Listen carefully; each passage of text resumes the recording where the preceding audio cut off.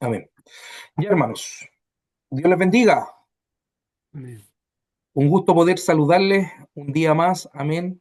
La linda bendición que tenemos de poder estudiar un día más. Amén. Esta es la voluntad de Dios. Amén. Y si nos hemos apartado en este tiempo, es para darle toda la gloria a Él. Amén. Y antes de empezar esta clase, yo creo que, como corresponde, como buen hijo de Dios, vamos a hacer una oración. Amén. Así que mi pastor Juan Carlos Lucero, si está por ahí, se puede activar su micrófono.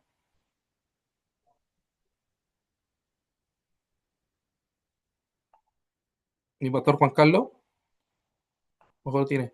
Mi pastor Hipólito, amén. Está ahí, se puede activar nos puede guiar en una oración. Amén. Amén, mi hermano Patricio, vamos a orar. Amén. Dios Ya, le bendiga a mi pastor Hipólito. oramos. Padre amado, te damos gracias, Señor, en esta hora. A través de Cristo nos presentamos delante de usted dándole gracias Amén. por este tiempo que nos va a permitir, Señor, estar en esta instancia de estudio, Dios mío, en el cual esperamos, como siempre, poder ser bendecidos, Señor, a través de la enseñanza, a través del conocimiento que se nos va a impartir, Señor. Bendice este curso, Dios mío, bendice a nuestro hermano profesor, a cada pastor, a cada hermano integrante de este curso, Dios mío. Ayúdanos, danos claridad, amplía nuestro entendimiento, Señor amado. Bendícenos desde el principio hasta el fin, Padre del cielo, y cada uno de nosotros podamos ser tremendamente bendecidos a través de la enseñanza, Padre. Gracias te damos por todo. En el nombre de Jesús, amén, amén. Amén y amén. Gloria a Dios. Amén. Dios bendiga a nuestro pastor Hipólito. Miren, tenemos la linda Dios bendiga a mi pastor Fernando también, que se está ahí incorporando a nuestra, amén, clase de hoy día de hoy. Bueno, hermanos amados, vamos a empezar esta clase dándole toda la honra, la gloria al Señor, amén. Una linda bendición poder tenerle un día más, hermano. Y bueno, vamos a ir a lo que nos convoca inmediatamente, amén. Pero antes de que nada, me parece que tengo a mi pastor Josué, junto a su esposita, a mi pastor Josué. Dios me lo Hermano, Sí, ¿cómo estás? bendiga. Le damos la muchas oportunidad para que pueda saludar a los hermanos, amén. Amén. Bueno, gloria a Dios. Mi nombre es Josué. Tenemos nacionalidad peruana, pero estamos radicando aquí en Chile. Así que para nosotros es una bendición participar de esta enseñanza. Amén. Amén, Bueno, Dios me lo bendiga, mi pastor Josué. Dios los bendiga a cada uno de ustedes, hermano Patricio. Dios le bendiga grandemente a usted y su familia. Amén. Y a cada uno de mis hermanos que están, o pastores que están presentes. Gracias por la bienvenida. Dios los bendiga y gracias. Amén, Dios me la bendiga. Bendiciones, mi pastor Hipólito. Amén, le tenemos esta linda bendición de estar junto a usted. Amén. Si se puede presentar ahí mi pastor Hipólito. Amén, Dios les bendiga. Bueno, soy el pastor Hipólito Jesús Sonsa Castro. Soy de acá de la región metropolitana de Chile, en la comuna de Recoleta. Pertenezco al Ministerio Evangelístico Pentecostal en defensa de la sana doctrina. Y estamos aquí con la expectativa y con el deseo de aprender un poco más de todo y poder de esa manera servir de mejor manera al Señor. Así que Dios les bendiga mucho a todos, que podamos ser de mucha bendición en este curso que vamos a tener durante estos meses. Que Dios Amén, les bendiga. amén. Dios me lo bendiga, mi pastor Hipólito. Desde Recoleta también. También tenemos a nuestro hermano, mi pastor Jaime Chiguano, de Ecuador. Mi pastor Jaime, Dios me lo bendiga, un gusto saludarle. Si se puede presentar, mi pastor amado. Amén, Dios le bendiga, siervo, Dios le bendiga a cada uno de los pastores, a cada uno de los hermanos en la fe. Jaime Chihuano, desde la ciudad de Quito, Ecuador, les saluda en esta hora. Y las mismas expectativas y anhelos de todos. Que el Señor siempre bendiga nuestra vida a través del conocimiento de la palabra. Amén. Dios me lo bendiga, mi pastor, un gusto saludarle. Y también tenemos que se unió esta semana mi hermano Héctor. Lo veo por ahí. Si está mi hermano Héctor, Hola, mi pastor, mi hermano, buenas tardes. hermano, amén. Muy contento, muy contento de estar, ¿cierto?, en este curso, con mucha ganas de aprender. La Amén. verdad es que siempre soñé que estar alguien que me podría enseñar la palabra. Nunca Gloria a Dios. pensé que existían institutos o universidades. Pues yo soy de acá de Chile, sector de Temuco, sector campo. Gloria a Y le Dios. pedí a Dios, ¿cierto?, que me abriera las puertas, que alguien me pudiera enseñar y gracias a Dios, ¿cierto?, puedo estar aquí y puedo aprender la palabra de Dios. Eso es mi hermano y muchas bendiciones para todos. Que Dios le bendiga grandemente. Amén. Mi hermano Héctor, Dios me lo bendiga. Un gusto saludarlo desde Temuco. Amén. Amén. Y también Amén. tenemos, amén. Bueno, sabemos que la clase pasada fue de inducción y tuvimos esa linda oportunidad de poder presentarlo. Mire, tengo a mi pastor Máximo Barraza, Dios me lo bendiga. Si puede saludar ahí, que está un ratito con nosotros conectando, no sé si me escucha mi pastor Máximo.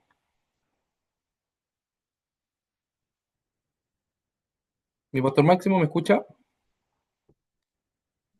Amén. Ahora Ahí, sí, hermano. Mano Patricio, ¿ahora sí me escucha? sí, le escuchamos. Disculpe que estoy recién entrando, mi hermano no podía conectarme. Amén. Me dijo algo, disculpe, me dijo Sí, algo. mi pastor Máximo, si se puede presentar acá. Ah, ya, disculpe. Ya, Dios los bendiga, hermanos, pastores, mi hermano Patricio. Bendiciones del Señor a cada uno de ustedes. Bueno, mi nombre es Máximo Barraza. Gracias al Señor, ya hace 18 años que estamos pastoreando una iglesia aquí en San Miguel. Vivo acá en San Bernardo. Tengo dos hijos. Tengo 58 años. ¿Qué más puedo decir? Gloria a Dios. Y una Amén. bendición estar acá, pues, hermano. Me costó un poquito entrar porque no manejo muy bien estos temas. Mi hijo me ayuda, pero aquí estamos con la ayuda del Señor. Así que una bendición estar tarde con cada uno de ustedes. Amén. Dios me lo bendiga, mi pastor Máximo. Bueno, ahí concluyendo ya, sabemos que la semana pasada también ya saludaron los demás pastores, así que vamos a ir ya de lleno.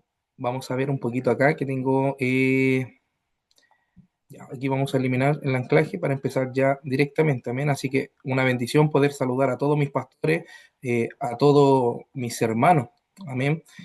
Hemos empezado con una oración como corresponde y vamos a pasar en el día de hoy, ya siendo las 8:10, vamos a empezar esta clase de nuestra universidad.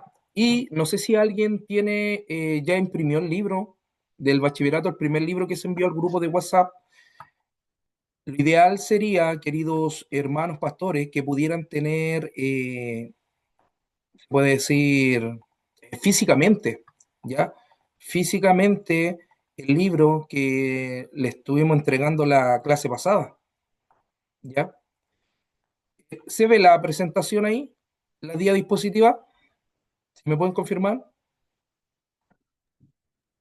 Mi Sí, hermano, se ve, mi hermano. Ya, Sí, amén. hermano. Ya. No sé si alcanzan a ver también en la pantalla, lo ideal, como le dije anteriormente, es que puedan tener físicamente el libro, ¿ya? Porque al final de todo esto, la evaluación de cada trabajo, de cada tarea, recordemos que en la clase pasada estuvimos hablando un poquito sobre cómo van a ser las evaluaciones. Entonces, una de esas evaluaciones va a ser, por ejemplo, el libro, responder el libro, ¿ya? Van a ver, antes de decir y pasar a estudiar el libro, van a ver 7 notas, ¿ya?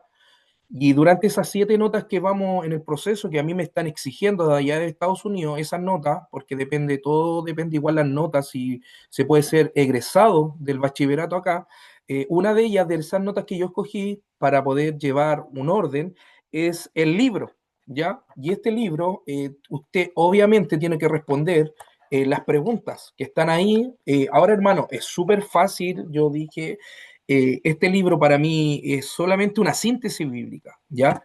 Y nosotros tenemos que entender, cuando nosotros hablamos de síntesis bíblica, hablamos de un panorama general, ¿ya? No es que nosotros nos vamos a profundizar versículo a versículo, porque si fuera por estudiar versículo a versículo, cada capítulo de la Biblia y cada versículo, yo creo que nos faltarían años para poder terminar la grandeza y lo maravilloso que es la eterna palabra de Dios. Amén. Así que le quiero invitar, hermano, desde ya, que pueda tener su libro físico. Mire, no es por hacer propaganda, pero por ejemplo, los pastores de allá de Ancud, ellos me pidieron este libro anillado. Obviamente tiene un costo, porque yo envío todos los libros, queridos hermanos pastores, lo envío en formato digital, ¿ya? Pero si usted por X motivo no tiene quizá una impresora o no tiene, me puede hablar internamente y yo le puedo tener el libro físico. Lo ideal es que usted lo pueda tener este libro pedagógicamente para el día de mañana, para poder ejercer también en la escuela dominical, ¿no es cierto? Para poder ustedes también quizás tener un respaldo, ¿ya? De lo que ustedes están tomando y de lo que ustedes están haciendo. En este ámbito es la síntesis bíblica. Amén. Y nos vamos a ir ya de llenos, queridos hermanos, a la síntesis bíblica del día de hoy. Así que anote ahí como título síntesis bíblica. Síntesis bíblica. Amén. Cuando nosotros hablamos de síntesis bíblica, hermano, ya hablamos de un estudio que busca ver la Biblia como un todo, ya uniendo las dos partes en el Antiguo Testamento y el Nuevo Testamento para tener un mensaje global y un desarrollo, ya, y en esencia es la condensación y reorganización de información para tener una comprensión más clara y completa de la Escritura, ya, como un panorama bíblico. Por ejemplo, siempre nosotros para poder indagar quizá algo, ya sea, no sé, un campo, ¿qué es lo ideal? Subir a la colina, ¿no es cierto? Subir a un cerro y poder tener una visión panorámica para poder entender más o menos qué son las llanuras, qué es el bosque. Entonces, esto mismo pasa cuando nosotros estudiamos la Sagrada Escritura y aplicamos el término síntesis bíblica. Lo vuelvo a decir, es un estudio que busca ver la Biblia como un todo, uniendo el Antiguo Testamento con el Nuevo Testamento, ¿ya? Y nosotros tenemos en la síntesis bíblica, tenemos 4 puntos esenciales para ver un panorama general del Antiguo Testamento o la Biblia. ¿Ya? Por ejemplo, número 1 es la historia del plan de Dios. A mí me gustaría, queridos hermanos, que ustedes estuvieran escribiendo esto, ¿ya? Porque vamos a analizar y desarrollar cada punto del panorama bíblico. Eh, lo que estamos haciendo nosotros, lo bueno de esto es que, por ejemplo, vamos a tener un bosquejo y un plan cronológico para poder organizarlo y poder entender un poquito más lo que es el Antiguo Testamento y qué es el Antiguo Testamento. Ya, por ejemplo, cuando nosotros hablamos de panorama general del Antiguo Testamento, vamos a ver 4 puntos esenciales. Número 1 es la historia del plan de Dios, ¿ya? Y en ese plan de Dios está la creación, la caída, redención y consumación, ¿ya? Ahora, como punto número 2 es la historia del pueblo judío, ¿ya? También es la historia de Dios y su relación con su pueblo. Número 4 es el desarrollo histórico de un pacto. Estos son los 4 puntos esenciales cuando nosotros hacemos un panorama, se puede decir, general del Antiguo Testamento. Esos son los 4 puntos esenciales del estudio bíblico, ¿ya? Nosotros sabemos que Dios creó un mundo perfecto, ¿no es cierto? Y ahí podemos ver la creación de parte de Dios. También en esa creación, cuando Dios creó, por ejemplo, en el punto número 1, a la humanidad, sabemos que Adán peca, ¿no es cierto? Y Eva, y ahí cae también, se puede decir, ahí es donde está la caída del hombre.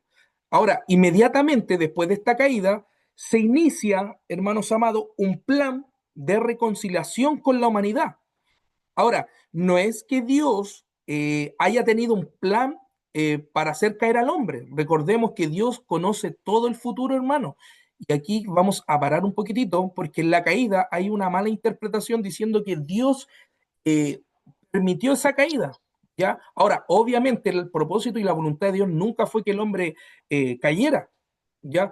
El hombre en su libre albedrío, y aquí podemos ver, ¿no es cierto?, en Génesis capítulo 3, versículo 7, cuando Dios nos narra, ¿no es cierto?, este acontecimiento, cuando Adán y Eva pecaron, lo triste es que ahí cayó el hombre. Y aquí vemos la primera refutación para los calvinistas, porque ellos dicen que el hombre, estudiando los 5 puntos de vista del calvinismo, dice que hay que el hombre no puede resistir a esta gracia, ¿no es cierto? Y el hombre de por sí está, ¿no es cierto?, está condenado al infierno.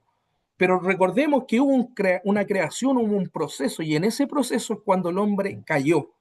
Y en ese libre, y ahí vemos también en Génesis capítulo 3, para que usted anote, Génesis capítulo 3, versículos 17 al 19, Dios ahí habla, ¿no es cierto?, y narra la sentencia de Dios hacia Adán y la consecuencia de esta desobediencia.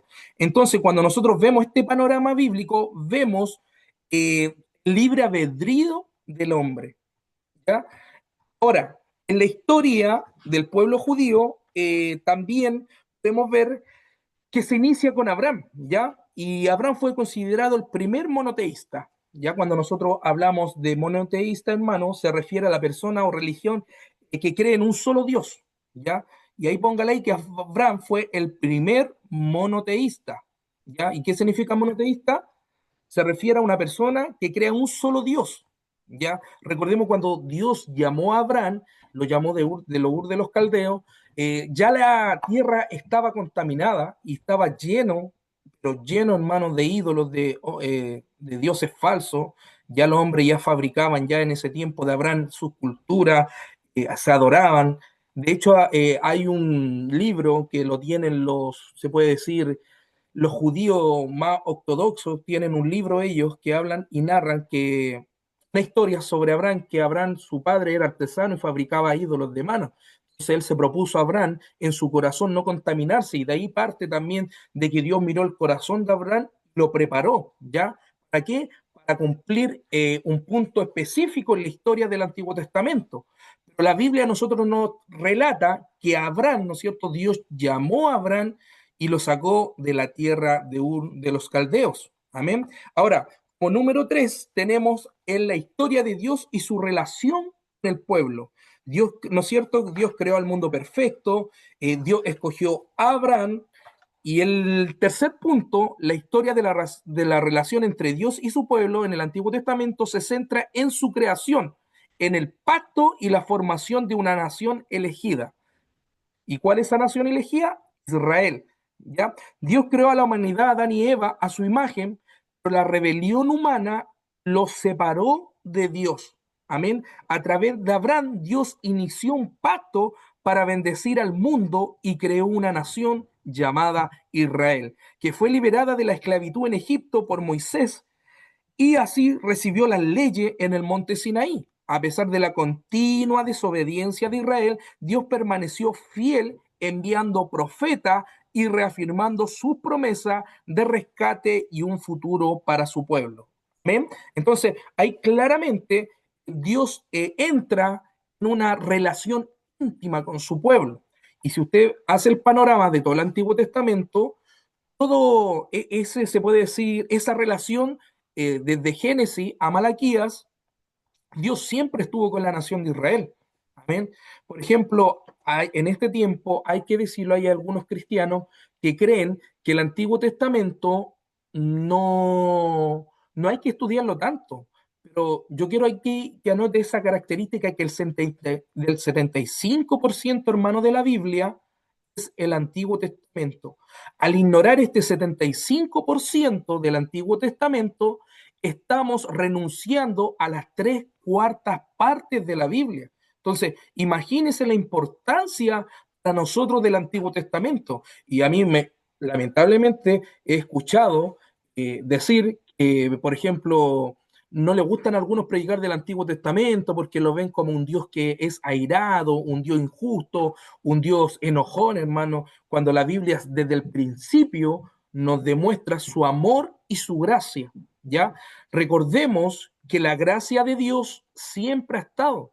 Por ejemplo, para los que conocemos las dispensaciones, ¿no es cierto?, bíblicas y la dispensación de la historia de la nación, desde un inicio hasta la culminación de todas las cosas, la consumación, vemos que Dios siempre, la gracia de Dios, ahí ponga, apunta ahí, la gracia de Dios siempre ha estado. ¿Amén? Si nosotros decimos que la gracia de Dios solamente fue para la iglesia, estamos completamente equivocados. La gracia de Dios siempre ha estado y Dios lo presenta desde que el hombre cayó, ¿no es cierto? En Génesis capítulo 3, versículo 17, cuando cayó el hombre, Dios ya preparó un plan de redención, ¿ya? Ahora, en la historia, perdón, de Dios y su relación con su pueblo, vemos 3 pactos esenciales. Si puede anotar ahí, 3 pactos esenciales. Y aquí vamos a hacer también, vamos a dar una pequeña pincelada, porque hay una corriente de iglesias que dicen pacten con Dios. No hay ni un versículo bíblico que el hombre haya pactado con Dios, ¿ya? No hay ni un versículo que un hombre haya pactado con Dios. El primer pacto en el desarrollo histórico es el pacto abrámico. Ya se establece con Abraham y se centra en la promesa incondicional de una gran nación. Todos sabemos que Dios le prometió, ¿no es cierto?, que de su simiente iban a ser una nación grande y poderosa. Amén. Y por ejemplo, también tenemos el pacto mosaico, ¿ya? Y esto se establece con Moisés, las naciones de Israel en el monte Sinaí, como parte de la redención de la esclavitud en Egipto. Ahí tenemos el tercer pacto, ¿ya? Y el segundo pacto. Y el tercer pacto es el pacto davídico, ¿ya? Que se establece con el rey David, prometiendo que su linaje real y su trono se mantendrían para siempre. Recordemos que en este desarrollo histórico de pacto hubieron conflicto, exilio y dispersión. ¿Ya? Siempre el pueblo de Israel, haciendo un panorama bíblico, queridos hermanos, siempre el pueblo de Israel tuvo esta pugna de vivir en un conflicto con Dios. Y por ende, la consecuencia fue exilio, dispersión y muerte. ¿Ya? Cuando nosotros hablamos de estos tres pactos que fueron esenciales, tenemos que también entender que un pacto, ¿no es cierto?, de la ley mosaica también, Dios nunca, se puede decir, acogió a la demanda de un pacto de un hombre hacia él, sino que Dios siempre pactó él con el hombre, ¿ya? Porque ahora anda una corriente neopentecostal, queridos hermanos pastores, diciendo, nosotros podemos pactar con Dios. Y la palabra claramente nos enseña en hebreo que hay de aquel que tenga por inmunda la sangre del pacto. Entonces, cuando nosotros hablamos de pacto, hablamos de testamento, ¿ya? Ahora, es imposible, queridos hermanos, que el hombre pueda pactar con Dios, que del momento de que usted legisla un pacto, que a través de ese pacto va a haber un decreto, o usted puede incluso crear un artículo diciendo esto y esto y esto y esto, usted inmediatamente pasa a abrogar la ley o la sangre del pacto de Jesucristo, ¿ya? Por ende, no hay ni un sustento bíblico de que el hombre pueda pactar con Dios, sino que Dios es el que pacta con el hombre. ¿Por qué? Porque nosotros somos propensos con nuestra, se puede decir, esencia pecaminosa que llevamos adentro, siempre el hombre ha caído de la gracia de Dios, ¿ya? Entonces es imposible de que el hombre en ese pacto pueda decir, yo voy a pactar con Dios y voy a cumplirlo al 100%, ¿no? Dice la palabra, por cuanto todos pecaron. O sea, Pablo ya estaba diciendo, ¿no es cierto? Por cuanto todos pecaron, están todos destituidos de la gloria de Dios. ¿Ven? Entonces, de una y otra forma, el hombre en su esencia, ¿no es cierto?, terrenal, en su carnalidad, siempre es inclinado al mal, ¿ya? Ahora, ¿qué es el Antiguo Testamento? ¿Ya? Cuando nosotros nos referimos al Antiguo Testamento, nos estamos refiriendo a los 39 libros de la Biblia. ¿Ya? Como el Antiguo Testamento, la palabra testamento está basada en una palabra latina que se traduce al griego y del hebreo.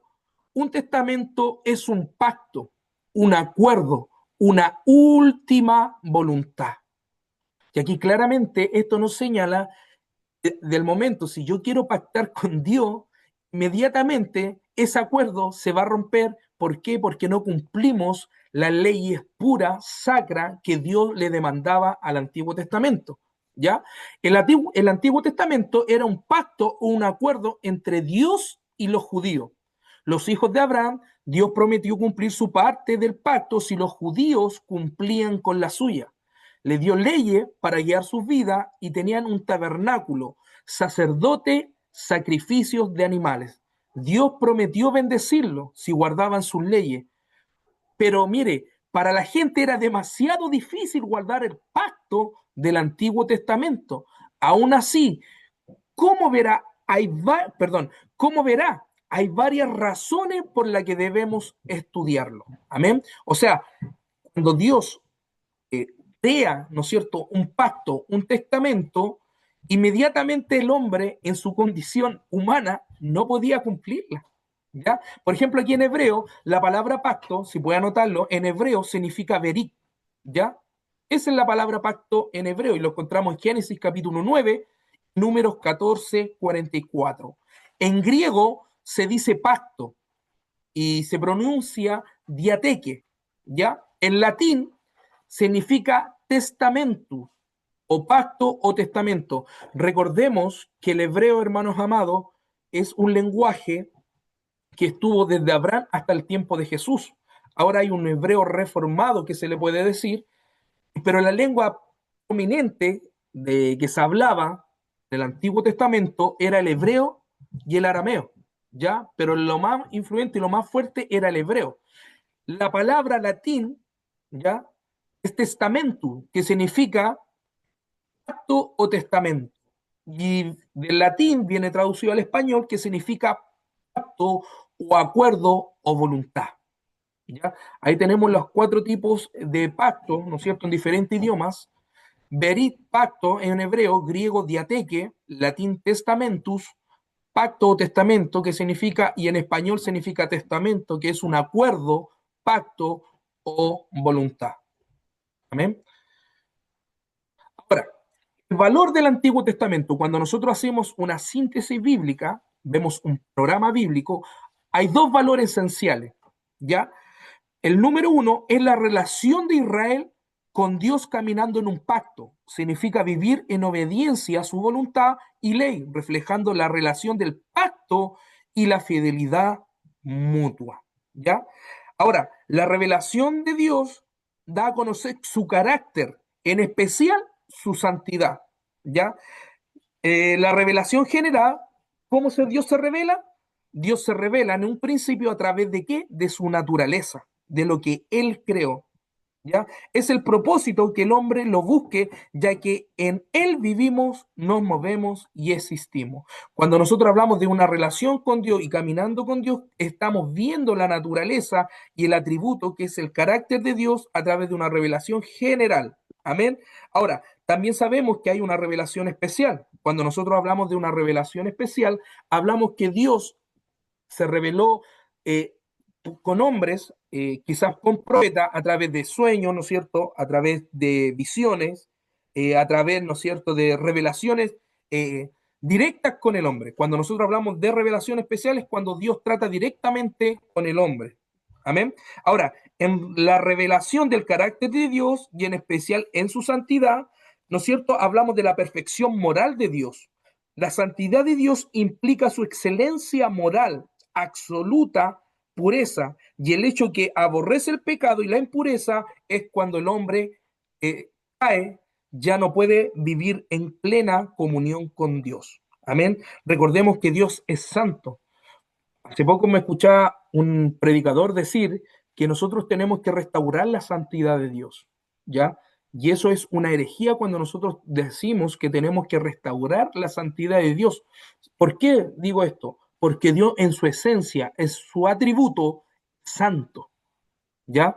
Cuando nosotros vemos y hacemos un panorama de toda la Biblia y vemos el carácter de Dios, vemos que Dios es santo, no es que Él tenga santidad.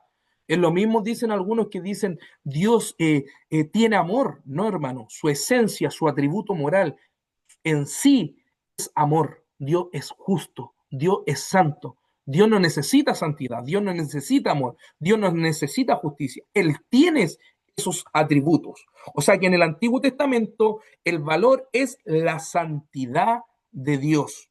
Amén. Eso dice el Levítico 11:44, porque yo soy Jehová vuestro Dios, dice él. Vosotros, por tanto, os santificaréis, dice el Señor, y seréis santos. ¿Por qué? Porque yo soy santo. El Dios que tenemos es santo. Amén. Ahora, en la trascendencia y la cercanía, aunque habita en lugares altos y santos, también habita con el que es de espíritu contrito y humilde. ¿Ven? Para que podamos también analizar eso, porque algunos dicen, no, es que Dios como es santo, Él está en el trono. No, aún así a través de su Espíritu Santo, la bendición que tiene el hombre a través de esta revelación especial es que Dios también se da a conocer al hombre. Amén. Ahora, ¿cómo se relaciona el Antiguo Testamento y el Nuevo Testamento? Y aquí empieza lo más lindo, hermano. ¿Por qué? Porque aún así nosotros haciendo una síntesis bíblica podemos ver la grandeza, lo glorioso que es Dios y cómo Dios da a conocer en lo general es tan cristocéntrico, hermano amado, la eterna palabra de Dios, que vemos a Jesús en todos los libros de la Biblia. Amén. Por eso cuando usted escuche decir que no es necesario leer el Antiguo Testamento, es quitarle el 75% de las profecías progresivas que se iban cumpliendo en la persona de Jesucristo. Porque desde el Génesis capítulo 3, cuando, ¿no es cierto?, Dios le dice que a la mujer pisará la cabeza de la serpiente, ya estaba hablando de un plan de redención, ¿no es cierto? Ya estaba hablando entre la enemistad entre el enemigo, entre el hombre bueno y el hombre malo. Entonces, desde el principio podemos ver la persona, el ser en sí, que es el verbo, el logo, la palabra, que es Jesucristo. Amén. Ahora, el Antiguo y el Nuevo Testamento se relacionan con una promesa y su cumplimiento. El Antiguo Testamento sienta las bases, anticipa un futuro de quién, de Mesías, del Mesías, en este caso de Jesús, y la alianza, de Dios, mientras que el Nuevo Testamento revela a ese Mesías, que es Jesús. Recordemos que los judíos tienen la Tanakh o la Mishrah, y qué quiere decir que ellos esperan también un Mesías, pero como no vieron el cumplimiento ellos en Jesús, ellos todavía hasta el día de hoy esperan un Mesías. Y lo lamentablemente es que Jesús ya vino, y más adelante vamos a ver las profecías, cómo se iban cumpliendo en Jesús. Amén. Ahora, mientras que el Nuevo Testamento revela al Mesías, a Jesús, y cumple esas promesas al establecer una nueva alianza basada en la gracia, juntos forman una narrativa continua sobre el plan redentor de Dios, donde el Nuevo Testamento clarifica y da cumplimiento a las profecías del Antiguo Testamento. ¿Amén? Por eso me gusta lo que dice, Hebreos 9:16. Si alguien me puede buscar, si alguien tiene la Biblia, la idea es que sea dinámico esto, hermano, porque si no, ligerito se me van a aburrir algunos. Amén. Hebreos 9:16. ¿Quién tiene Hebreos 9:16? Si alguien lo puede leer, ¿me puede ayudar? Amén, mi hermano Patricio. Amén. Dios me lo bendiga, mi pastor. Amén. Hebreos 9:16. Amén. Dice, porque donde hay testamento es necesario que intervenga muerte del testador. Gloria al Señor.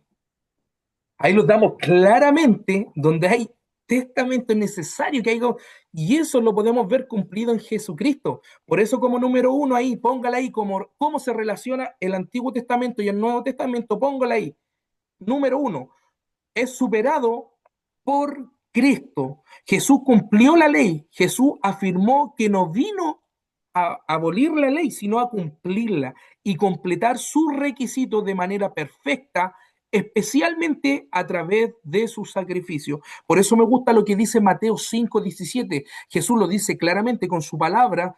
Mateo, narrando ahí en un evangelio, ¿no es cierto?, dice: no penséis que he venido para abrogar la ley o los profetas. No he venido para abrogar, sino ¿para qué? Para cumplirla. Entonces, Cristo no vino a abrogar la ley, sino que Él vino a cumplirla, y como se cumplió en Él, tenemos esta linda y preciosa y gloriosa, se puede decir, sacrificio, porque en Él solamente, porque ustedes saben que antiguamente se tenía que ofrecer un animalito para la expiación de los pecados, que eso todos lo conocemos, hemos leído la historia, ¿no es cierto?, cómo el pueblo iba a ser redimido de esa falta de sus pecados a través del sacerdote una vez al año también. Algunos estaban todos los días ofreciendo holocausto, sacrificio, para que Dios pueda ver eso como un perfume agradable ante el ojo de Dios, ofreciendo a un animal, ¿no es cierto?, virgen, a un animal sanito, a un animal puro, hermanos amados. Y lo más glorioso, hermano, que cuando Jesucristo cumplió la ley, Él fue el perfecto Cordero de Dios. Bendito sea Dios. Ahora, sacrificio de Cristo. En el lugar del sacrificio de animales continuos, el nuevo pacto se basa en el sacrificio único y perfecto de Jesús, que ofrece expiación por los pecados y el acceso directo a Dios. ¿Ven? Ahora, la pregunta que yo le tengo a ustedes, y esto conténtelo en su corazoncito, en su mente, obviamente yo a nadie lo quiero exponer acá. ¿El Nuevo Testamento empieza cuando Jesús nació o cuando Jesús muere? Cuando Jesús muere, inmediatamente pasa a ser el nuevo pacto. Amén. Algunos piensan que cuando nace Jesús inicia el nuevo pacto. No, Jesús primero tuvo que cumplir, ¿no es cierto?, el antiguo pacto, y a través de ese sacrificio Jesús pasamos a, ¿no es cierto?, al nuevo pacto. Amén. Algunos también creen que Jesucristo, la iglesia empieza cuando Jesucristo nació, otros también piensan que la iglesia empieza cuando Cristo murió.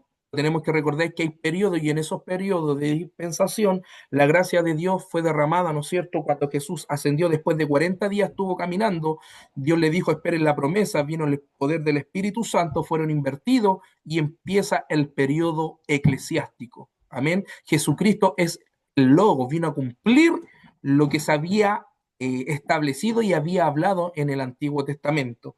Amén. Por eso dice en Hebreos 9:12, y no por sangre de macho cabrío ni de becerro, sino por su propia, pongan atención, por su propia sangre, entró una vez para siempre en el lugar santísimo, habiendo obtenido eterna redención. Y mire lo que dice Hebreos 10:12, dice, pero Cristo, habiendo ofrecido una vez y para siempre un solo sacrificio por los pecados, se ha sentado a la diestra de Dios. Bendito sea Dios. En Cristo se cumple toda esta linda bendición, hermano. ¿Por qué? Porque hasta el día de hoy se está armando, todos sabemos cómo está viendo, por lo menos por mi parte, en sí como persona, me gusta ver lo que está pasando en el Medio Oriente, hermano. ¿Sabía usted que los judíos ya ofrecieron un holocausto? Ofrecieron la vaca roja, entonces ellos piensan que a través de ese sacrificio ellos van a tener este acceso, este perdón de Dios y ellos van a poder ser redimidos. Cuando Dios hace 2000 años atrás, queridos hermanos pastores, envió lo mejor que él tenía. Yo siempre me he hecho esta pregunta, hermano. ¿Por qué si Jesucristo estando en la eternidad con Dios, y ahí podemos ver el amor de Dios cómo se manifiesta desde el principio? Imagínese cómo Dios demuestra su amor para con nosotros, que aún siendo pecadores, Cristo murió por nosotros. ¿Y saben lo más glorioso, hermano amado? Que cuando Jesús muere, yo me imagino ese momento, esto lo digo por mi persona, quizás Dios estando en su trono, hermano, escúcheme bien, diciendo, viendo que la humanidad había caído, porque hubo una caída, y a través de esa caída hubo una consecuencia, ¿no es cierto? Yo me imagino Dios viendo a la humanidad corrompida, apartada, que estaba una y constantemente Dios hablándole a los profetas, levantando profetas, y dijo, ¿qué hago? Yo me imagino a Dios, ¿qué hago? Pero él vio lo mejor que tenía y envió a quién? A su hijo unigénito.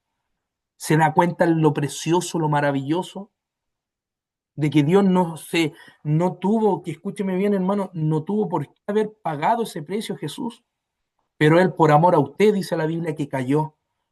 Entonces, si vemos el Antiguo Testamento, queridos hermanos pastores, desde el principio Dios demuestra su amor. O sea, ya estaba el plan de redención a través de estos animalitos que se ofrecían.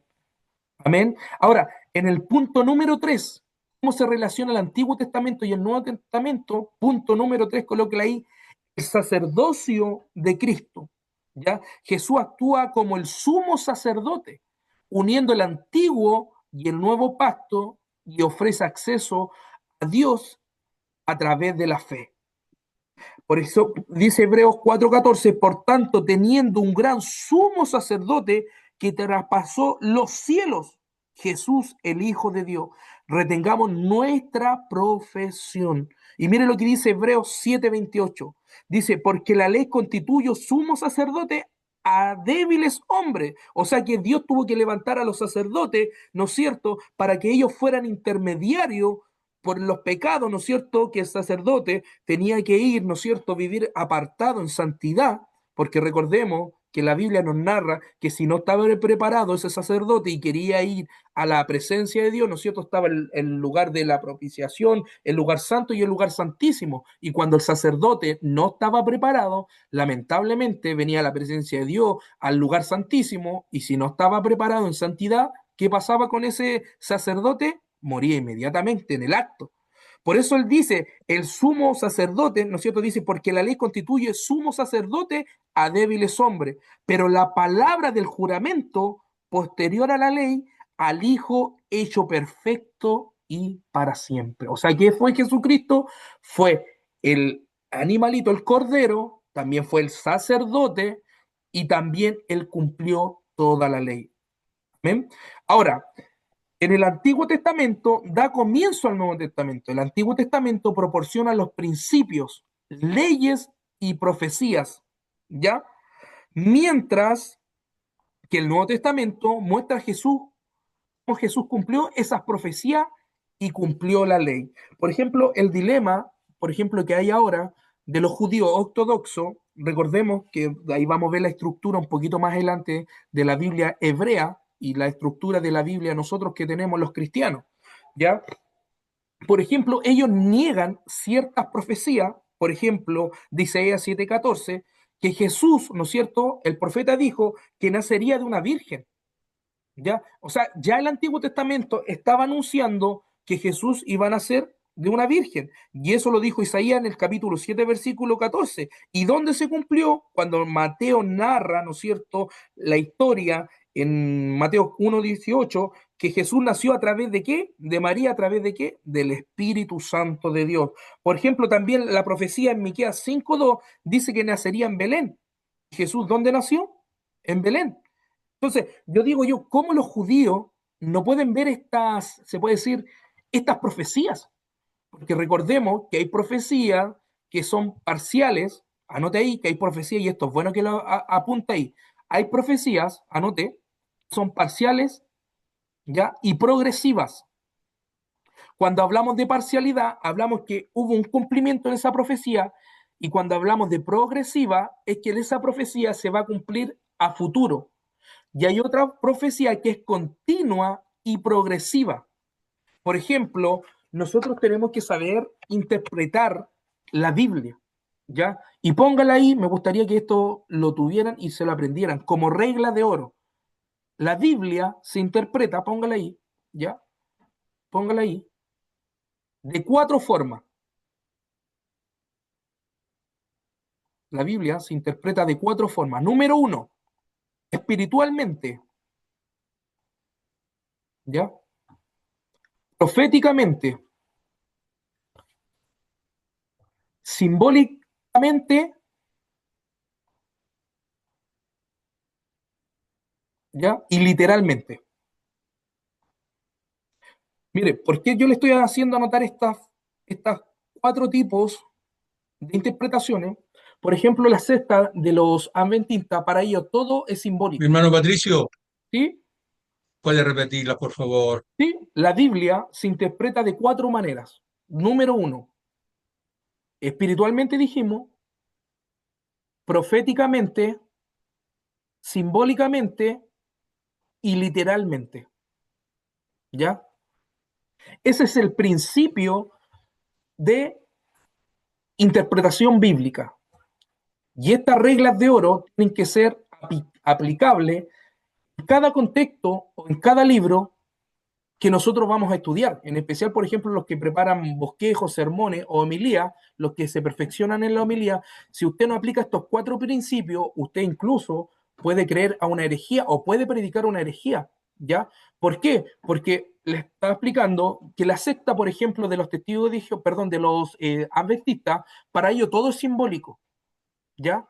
Para ello todo, de hecho, usted ve su literatura, todo es dibujo, porque para ello todo lo simbolizan, ¿ya? Pero cuando yo tengo una buena hermenéutica, una buena interpretación de la Biblia y aplico estos 4 principios, yo puedo tener una buena, se puede decir, puedo preparar un buen bosquejo, esto lo vamos a ver más adelante, mire, me estoy adelantando, puede preparar una buena temática, ¿ya? ¿Por qué? Porque si yo interpreto la Biblia literalmente, como lo hacen los testigos de Jehová, voy a creer a cualquier herejía. Por eso, yo aplicando estos 4 principios, ¿no es cierto?, voy a tener una buena hermenéutica. ¿Ya? Ahora, cuando nosotros hablamos en el Antiguo Testamento, ¿no es cierto?, que habían profecías progresivas, ¿ya?, parciales, y continuación, y profecía, se puede decir, progresiva y continuaciones. A eso también quería apuntar.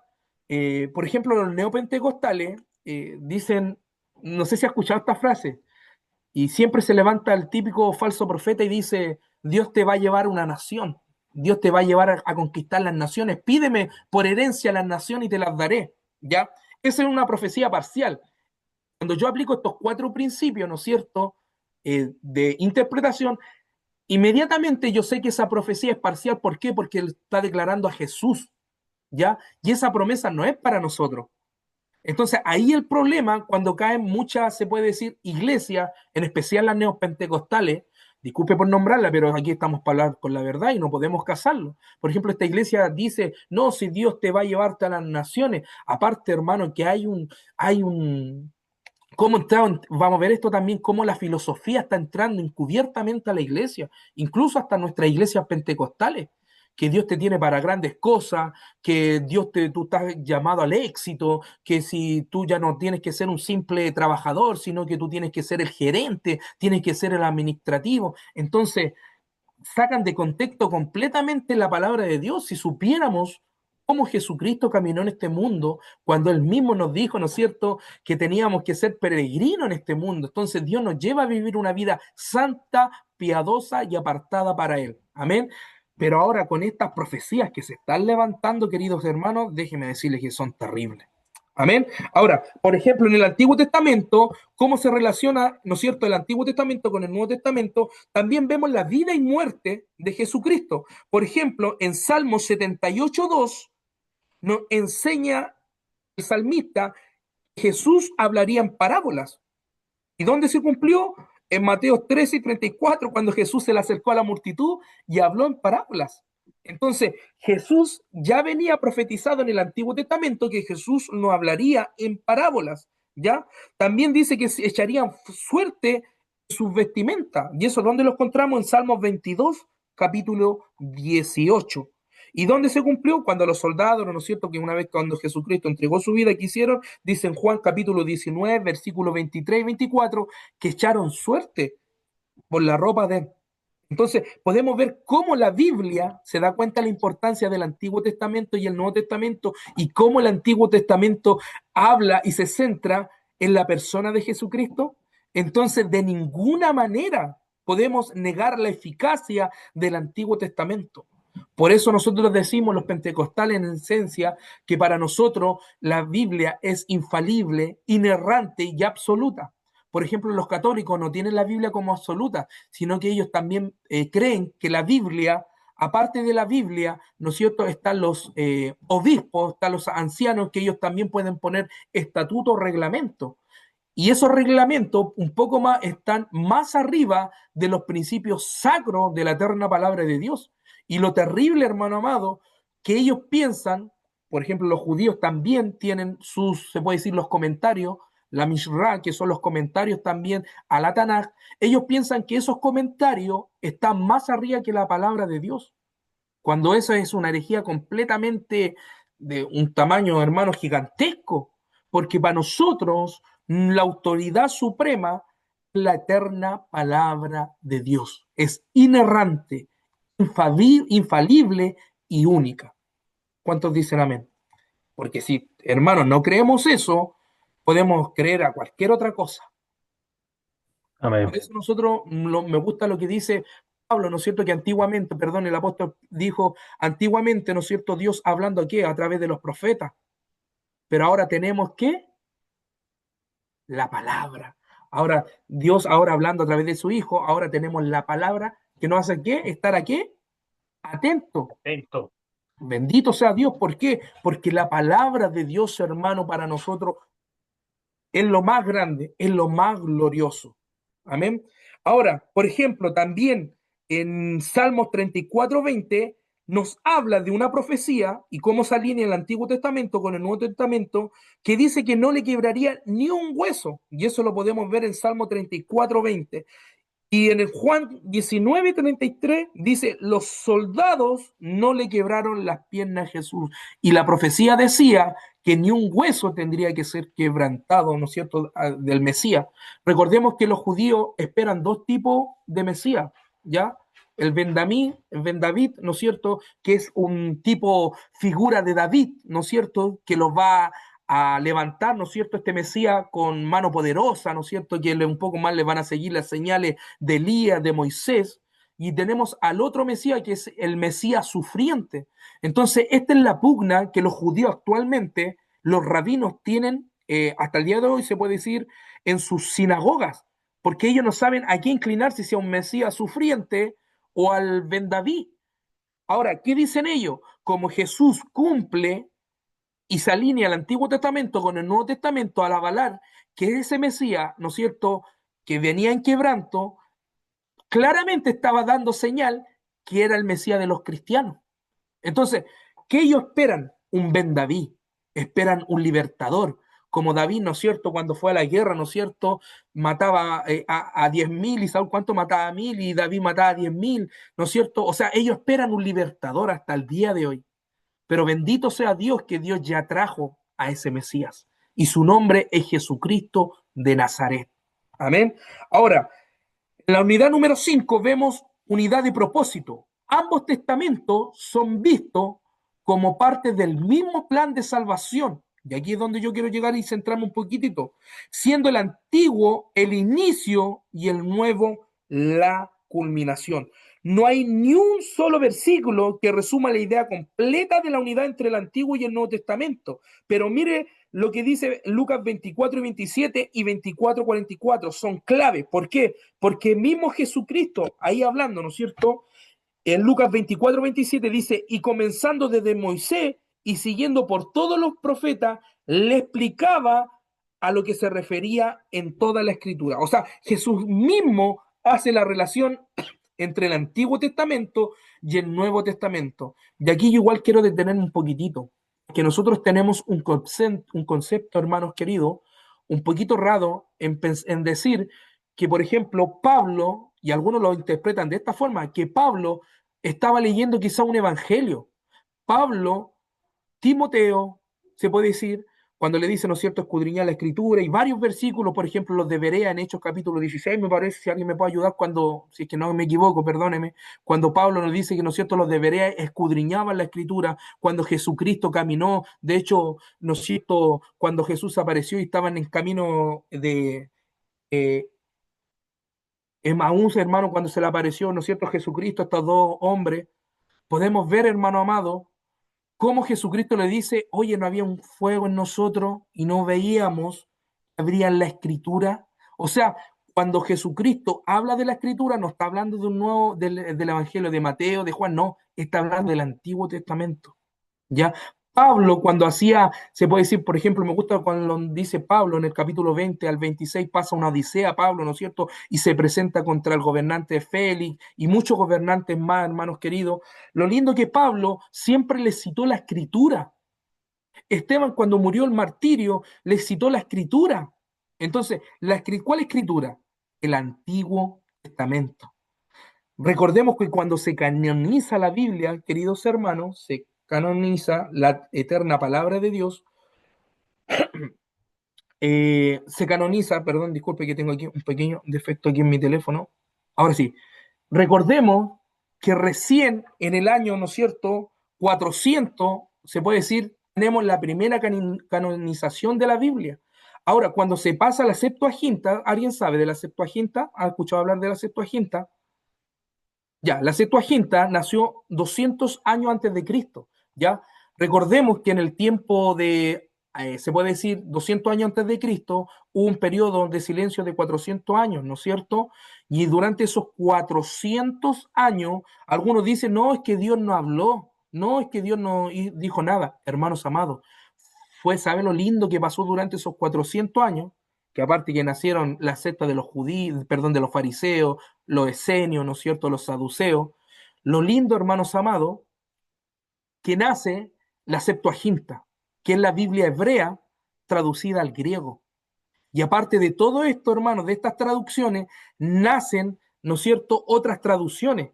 O sea, que mire, yo siempre he dicho, algunos dicen, no, es que Dios no habló en 400 años. No, pero Dios cayó. ¿Y sabe por qué cayó? Porque iba a recopilar, iba a hacer esto glorioso que es la canonización de la eterna palabra de Dios. A todo esto, anota ahí, canon, ¿qué significa? Como tarea, ¿qué significa canon? ¿Ya? Póngale ahí, canon, busque qué significa el canon, lo secular y en lo bíblico, ¿ya? Porque tiene dos tipos de variación, eso, ¿ya?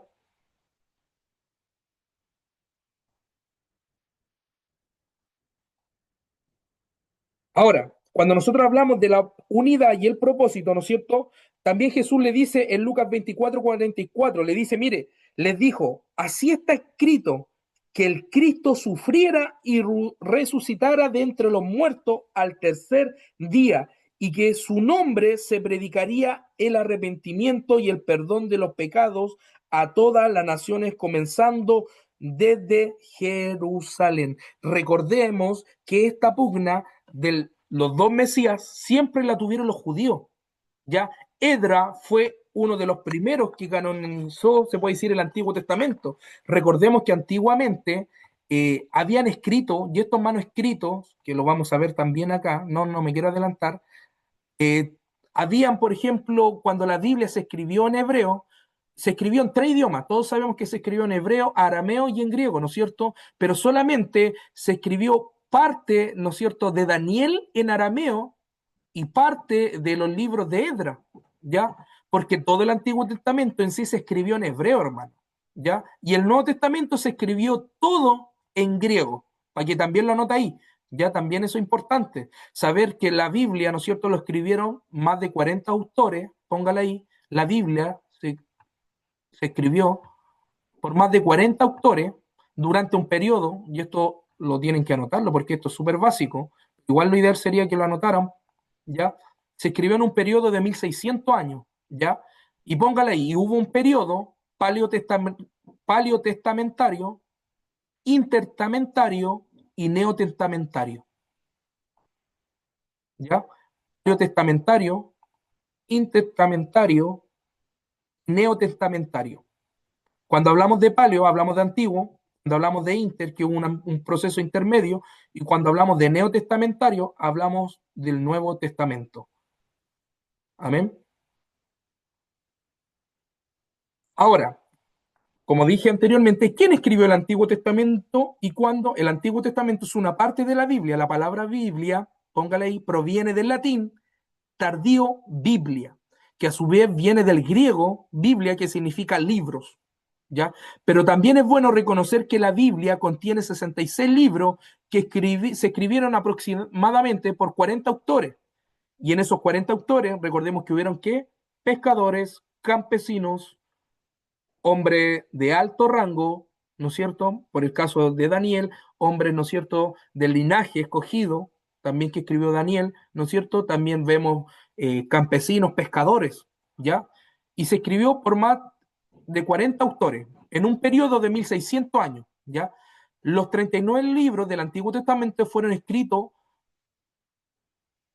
el Antiguo Testamento, por lo menos por 30 diferentes autores. O sea que la mayoría de estos 40 personajes que escribieron en sí toda la Biblia, se puede decir que el 30 de estas personas escribieron el Antiguo Testamento en un periodo de ¿cuánto? De 1000 años aproximadamente, entre el año 1400 y 400 antes de Cristo, ¿ya?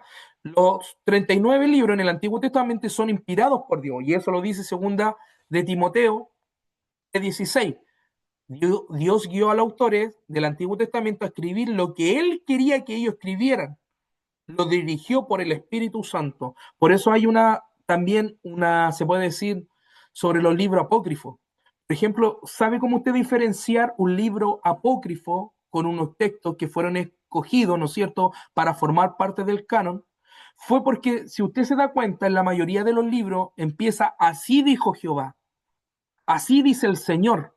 En cambio, si usted se va a la mayoría de los textos apócrifos, dice y yo vi, y yo, y yo, y yo, y yo, y tienen ese mal. Entonces, de esa iniciativa, ¿no es cierto?, los grandes, se puede decir, cuando se hicieron estos grandes Sanedrín, ¿no es cierto?, esto se puede decir, cuando se escogió para canonizar la Biblia, vieron esto, si fueron guiados o, bueno, fue parte de uno de los primeros requisitos que fueron inspirados por el Espíritu Santo. Inmediatamente, cuando usted quiera crear un libro o quiera crear, ¿no es cierto?, cualquier cosa, algún, no sé, un poema, y usted le pone su persona, inmediatamente no pasa a ser inspirado por el Espíritu. ¿Sabe por qué?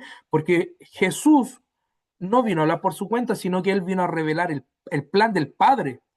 Jesús habló del Padre y el Espíritu Santo, ¿de quién habla? De Jesús. Entonces siempre hay, se puede decir, un rasgo en la manifestación de cómo Dios quiere darse a conocer, ¿ya? Por eso nosotros no podemos decir y yo, Patricio, y yo, no. Y este es un mal que de repente todos tenemos del caer con el yo. Entonces, esa es la señal número uno, que el Espíritu Santo, por eso me gusta cuando Jesús lo dice en Apocalipsis, y el Espíritu dice así a las iglesias. Por eso también dice Pablo, ¿no es cierto? No por voluntad mía, sino por quién, por voluntad de Dios. Era un apóstol. ¿Ya? Ahora, vamos a pasar cómo se relaciona, deme un segundito, características del nuevo pacto. ¿Ya? Eso lo vimos, cómo se relaciona, ya. Ya, ¿quién escribió el antiguo? Ya, y aquí vamos a pasar los escritos hebreos. ¿Por qué es necesario pasar esto, hermano? Porque nosotros, si no entendemos esto, nosotros el día de mañana, hace poco a mí me tocó hablar, no tampoco debatir, querido hermano, con un profesor, mire, un profesor que era filosófico, ¿ya? Y él hacía clase en la universidad. De hecho, con mi esposa estuvimos hablando con él, pero un poco más casi, yo me di cuenta que el hombre sin fe, hermano, lamentablemente, aunque pueda decir el ateo más grande y no quiera ver nada por fe, aún así yo le dije, por los estudios que él estaba tomando, él veía una proyección en su estudio y lo veía por fe, y yo le hice entender que todo esto se mueve por fe, ¿ya? El día de mañana usted va a tener que hacer defensa de la sana doctrina, va a tener que hacer defensa de la palabra de Dios. ¿Por qué yo le digo esto? Porque si usted no aprende estos principios de la Biblia, es difícil de que usted pueda tener una postura, poder luchar el día de mañana con ciertas religiones. Por ejemplo, usted vea lo apologético en este tiempo de las redes sociales, hermano, quieren defender, por ejemplo, un apologético católico y uno evangélico, por ejemplo, lo único que hacen es sacarse en cara, ¿no? Los años, el magisterio, que los apóstoles, pero no hacen un contexto o una exégesis a la palabra o no entiende de dónde viene la palabra. Entonces es necesario entender los orígenes de la eterna palabra de Dios. Si yo no entiendo cómo se produjo la palabra de Dios, ¿cómo yo voy a tener un buen fundamento para poder refutar o poder entender las doctrinas, incluso esenciales y cardinales de se puede decir, nuestras líneas? Amén. Ahora, por ejemplo, escritos hebreos, y aquí yo quiero ver la estructura de esta Biblia, porque hasta el día de hoy los judíos tienen una estructura en su Biblia, ¿ya? Por ejemplo, el orden de los libros en las escrituras hebreas, que actualmente, como Cristo lo hubiera conocido, estaban de acuerdo con la división tripartita. Imagínense, los mismos judíos tienen una versión tripartita: la ley, los profetas y los escritos, ¿ya? Por ejemplo, la palabra de la Biblia Tanakh, yo digo que es una palabra compuesta porque la T y la A, perdón, la T es la Torah, la N y la A son los Nevi'im y la K, que puede decir son los Ketuvim, es una palabra compuesta la Tanakh, puede terminar con J o con K, ¿ya? La Torah es la palabra que significa ley, la cual comprende Génesis, Éxodo, Levítico, Número y Deuteronomio, que para nosotros, ¿qué es eso? El Pentateuco. Ya la palabra penta significa 5. Leuco viene de la palabra libros, por eso se dice los 5 primeros libros, Pentateuco, ya los 5 primeros libros en latín. Leucus significa libros, penta significa 5, para nosotros es el Pentateuco, ya, y ello en su estructura, hasta el día de hoy los judíos tienen, por ejemplo, la división que tenemos nosotros es, por ejemplo, los profetas mayores y los profetas menores. Ahora, yo quiero dejar bien en claro eso sobre los profetas mayores y los profetas menores, queridos hermanos, ¿ya? No quiere decir de que era más grande en unción, no. Si creemos que eran más grande en unción, estamos equivocados, ¿ya? ¿Qué pasa? Que en el ministerio profeta mayor fueron que escribieron mal, solamente se escribió más, fueron más entendidos su ministerio, ¿ya? Dios le reveló más cosas, obviamente sí, pero no quiere decir que fueran más grandes, no, lo está diciendo por el tiempo de su ministerio, ¿ya? Ahora, los Neevim significa profeta y se divide en dos secciones: profeta primero y profeta postrero. Los profetas primero son Josué, jueces, primera Samuel, segundo Samuel, primera de Reyes y segundo de Reyes. Los profetas postreros son Isaías, Jeremías, Ezequiel, Oseas, Joel, Amos, Abdías, Jonás, Miqueas, Naún, Abarcú, Sofonías, Geo, Zacarías y Malaquías, ¿ya? Y la tercera estructura, recordemos que la Biblia de los judíos, para que usted entienda un poco más, se divide en tres, ¿ya? La Torá, los Neevim, que son los profetas, y los Ketuvim, ¿ya? Que significa escrito, ¿ya? Que son los salmos, proverbios, Job, Cantar de los Cantares, Ruth, Lamentaciones, Eclesiastés, Esther, Daniel, Edra, Nehemías, Primera de Crónica y Segunda de Crónica. ¿Ya? O sea, la estructura de la Biblia hebrea son 3. Lo ideal sería que lo anotaran, hermano. ¿Ya? Ahora, ¿por qué debemos estudiar el Antiguo Testamento? Primero, en una parte de nuestra Biblia, y lo que yo le estaba diciendo, de hecho cubre el 65%, ¿ya? El 75% de la Biblia completa, al ignorar la Biblia, estamos ignorando el Antiguo Testamento, estamos ignorando el 75% de toda la Biblia, hermano. ¿Ya? Las 3/4 partes de la Biblia, toda la palabra de Dios es una lámpara a nuestros pies. Por eso me gusta lo que dice, ¿no es cierto?, en Salmo, ¿no es cierto? Lámpara a mis pies es tu palabra y lumbrera, ¿a qué? A mi camino. ¿Ya? Segundo, Dios no ha cambiado desde los días antiguos, ¿ya? Desde los días antiguos, algunas personas ven al Dios del Antiguo Testamento como un Dios de ira y juicio. Y ven al Dios del Nuevo Testamento, y aquí este es un concepto sumamente errado, hermanos, de algunos, dicen que lo ven como un Dios de amor. El Antiguo Testamento lo describen como el Dios de justicia y amor, ¿ya? Él es el mismo Dios, ¿entiendes?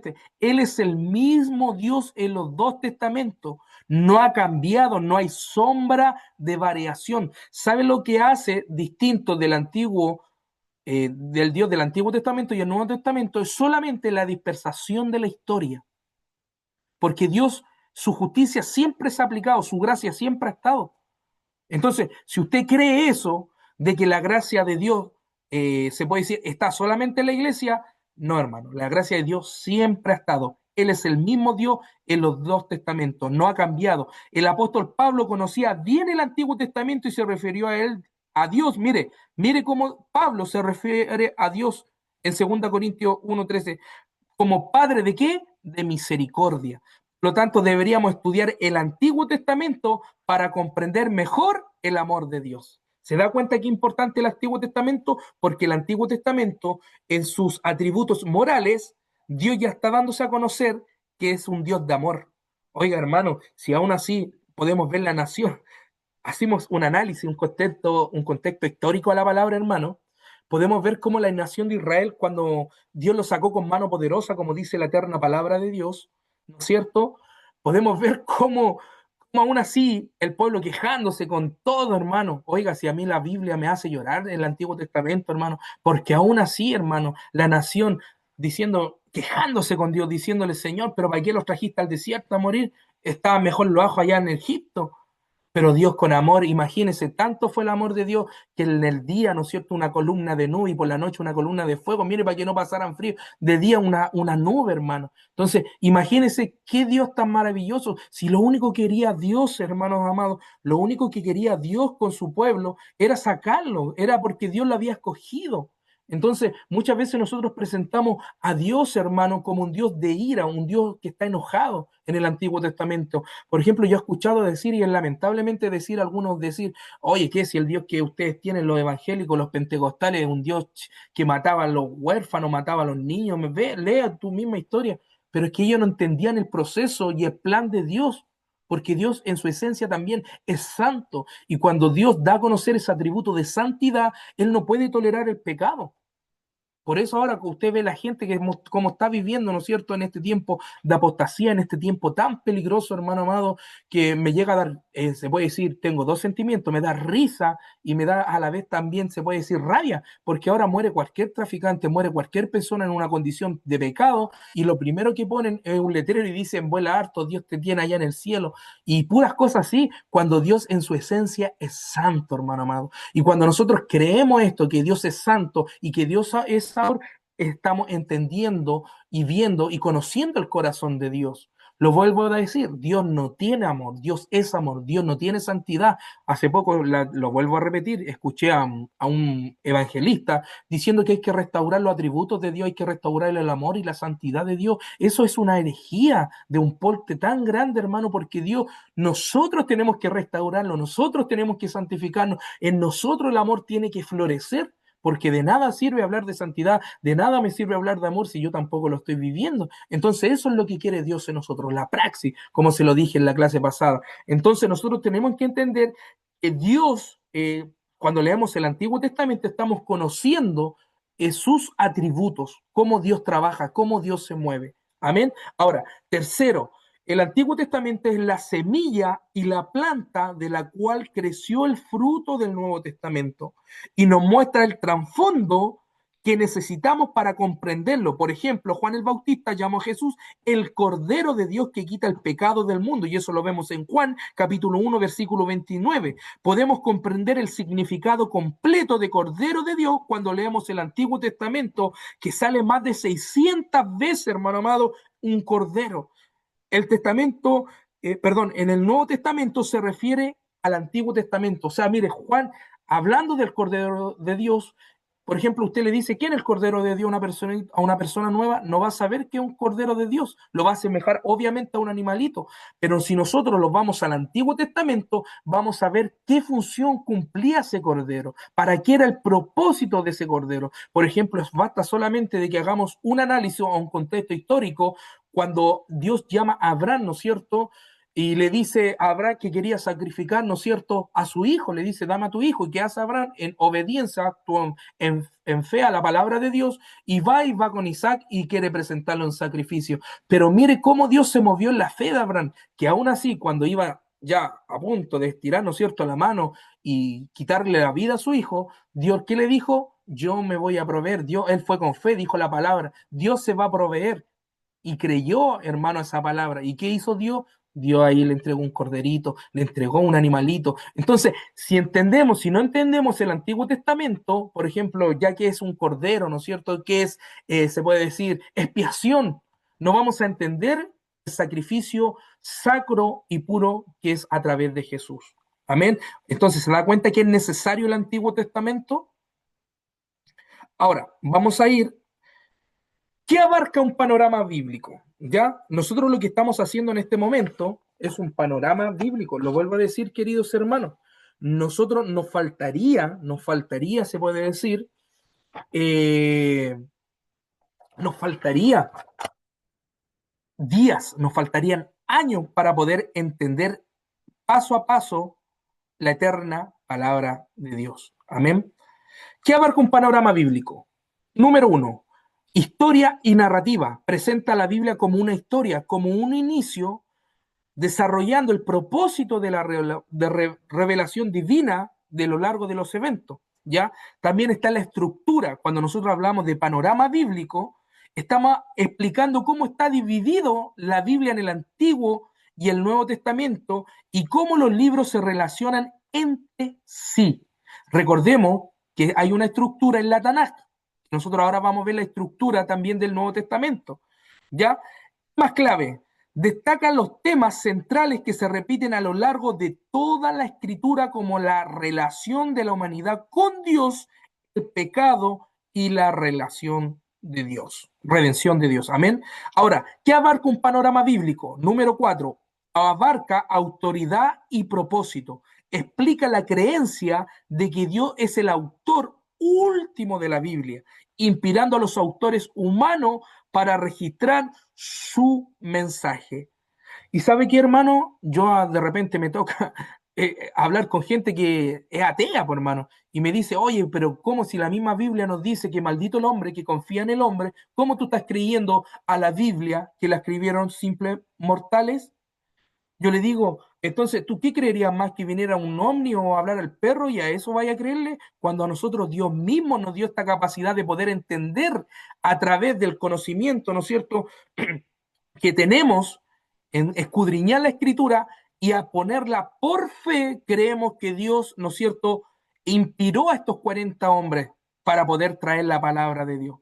Algunos dicen claramente, es que yo no creo a la Biblia porque la escribieron simples hombres. Hermanos, pero ahí es donde nosotros hacemos el análisis y decimos, sí, fueron 40 hombres, pero 40 hombres que Dios lo apartó. ¿Y qué significa santidad? Vivir apartado. Entonces, de ahí ya empezamos a tener un fundamento. ¿Qué significa, no es cierto, ser guiado o ser inspirado por el Espíritu Santo? Por eso es lindo cuando nosotros viene un mensaje, por ejemplo, yo veo que hay hartos pastores acá, cuando vienen, por ejemplo, nosotros podemos preparar una temática en un sermón, podemos preparar, ¿no es cierto?, un bosquejo, podemos estar ahí preparando la homilía al 100%, y de la nada, usted puede estar en el púlpito, Dios le hace cambiar a última hora, siente un sentir, pero tan fuerte que Dios le hace cambiar el mensaje. Por ejemplo, ha pasado, yo he hablado con algunos pastores que incluso han tenido que decir en el púlpito que de repente han tenido esa necesidad de cambiar a última hora el mensaje. ¿Por qué? Porque el que está en nosotros, que es el Espíritu Santo, el que nos da el conocimiento, nos da la convicción, nos da la claridad, que a través de ese Espíritu, ¿no es cierto?, escudriñamos, ¿no es cierto?, o se da a entender la intención de Dios, o la intención, o la aflicción, o que pueda estar pasando un hombre, ¿no es cierto?, y Dios te hace cambiar inmediatamente el mensaje. ¿Por qué? Porque recibimos una inspiración de parte de Dios. A mí me ha pasado de repente que estoy escribiendo un bosquejo y siento una inspiración, pero como que algo como que fluye. Y eso se llama el Espíritu Santo actuando, ¿no es cierto? La tercera persona en el hombre. Y estos hombres recibieron esta revelación especial para poder traer los, se puede decir, los 66 libros de la eterna palabra de Dios. Ahora, número 5, composición y contexto. Proporciona detalles sobre la autoría, el proceso de canonización, la fecha y lugares y composición y las audiencias originales a las que estaban dirigidos los libros bíblicos. Póngala ahí, escriban como regla de oro. Pongan ahí, escriban, atento. Regla de oro de interpretación. Yo voy a estar dando unos tips, hermanos, ¿ya? Regla de oro de interpretación. ¿Por qué se escribió? ¿A quién se escribió? ¿Por qué se escribió? ¿A quién lo escribió? ¿Cuándo lo escribió? ¿Ya? Nosotros tenemos que entender ese contexto y que hay una composición. Por ejemplo, cuando Dios le dice a Moisés, ¿a dónde está? ¿Quién lo escribió? Dios. ¿A quién se lo está dirigiendo? A Moisés. ¿Cuál era el propósito de ese mensaje? ¿Me entiende? Cuando nosotros aplicamos estos principios de interpretación o de, perdón, de homiléticas, esto es un principio de homilética, hermano, vamos a tener una claridad también cómo dirigirlo a nuestra audiencia. Nosotros siempre cuando preparemos una temática, un bosquejo, hermano amado, tenemos que decir, ya, agarramos ese versículo, agarramos ese capítulo, ¿quién lo está diciendo? ¿A quién se lo está diciendo? ¿Y cuál es el propósito de lo que lo está diciendo? Cuando nosotros aplicamos estos principios en la homilía, hermano, vamos a desarrollar bien y vamos a tener un buen contexto de la palabra de Dios. Ahora, lo vamos a la estructura de la Biblia. Esto es básico, hermano, pero es necesario anotarlo, ¿ya? Y que lo podamos atesorar.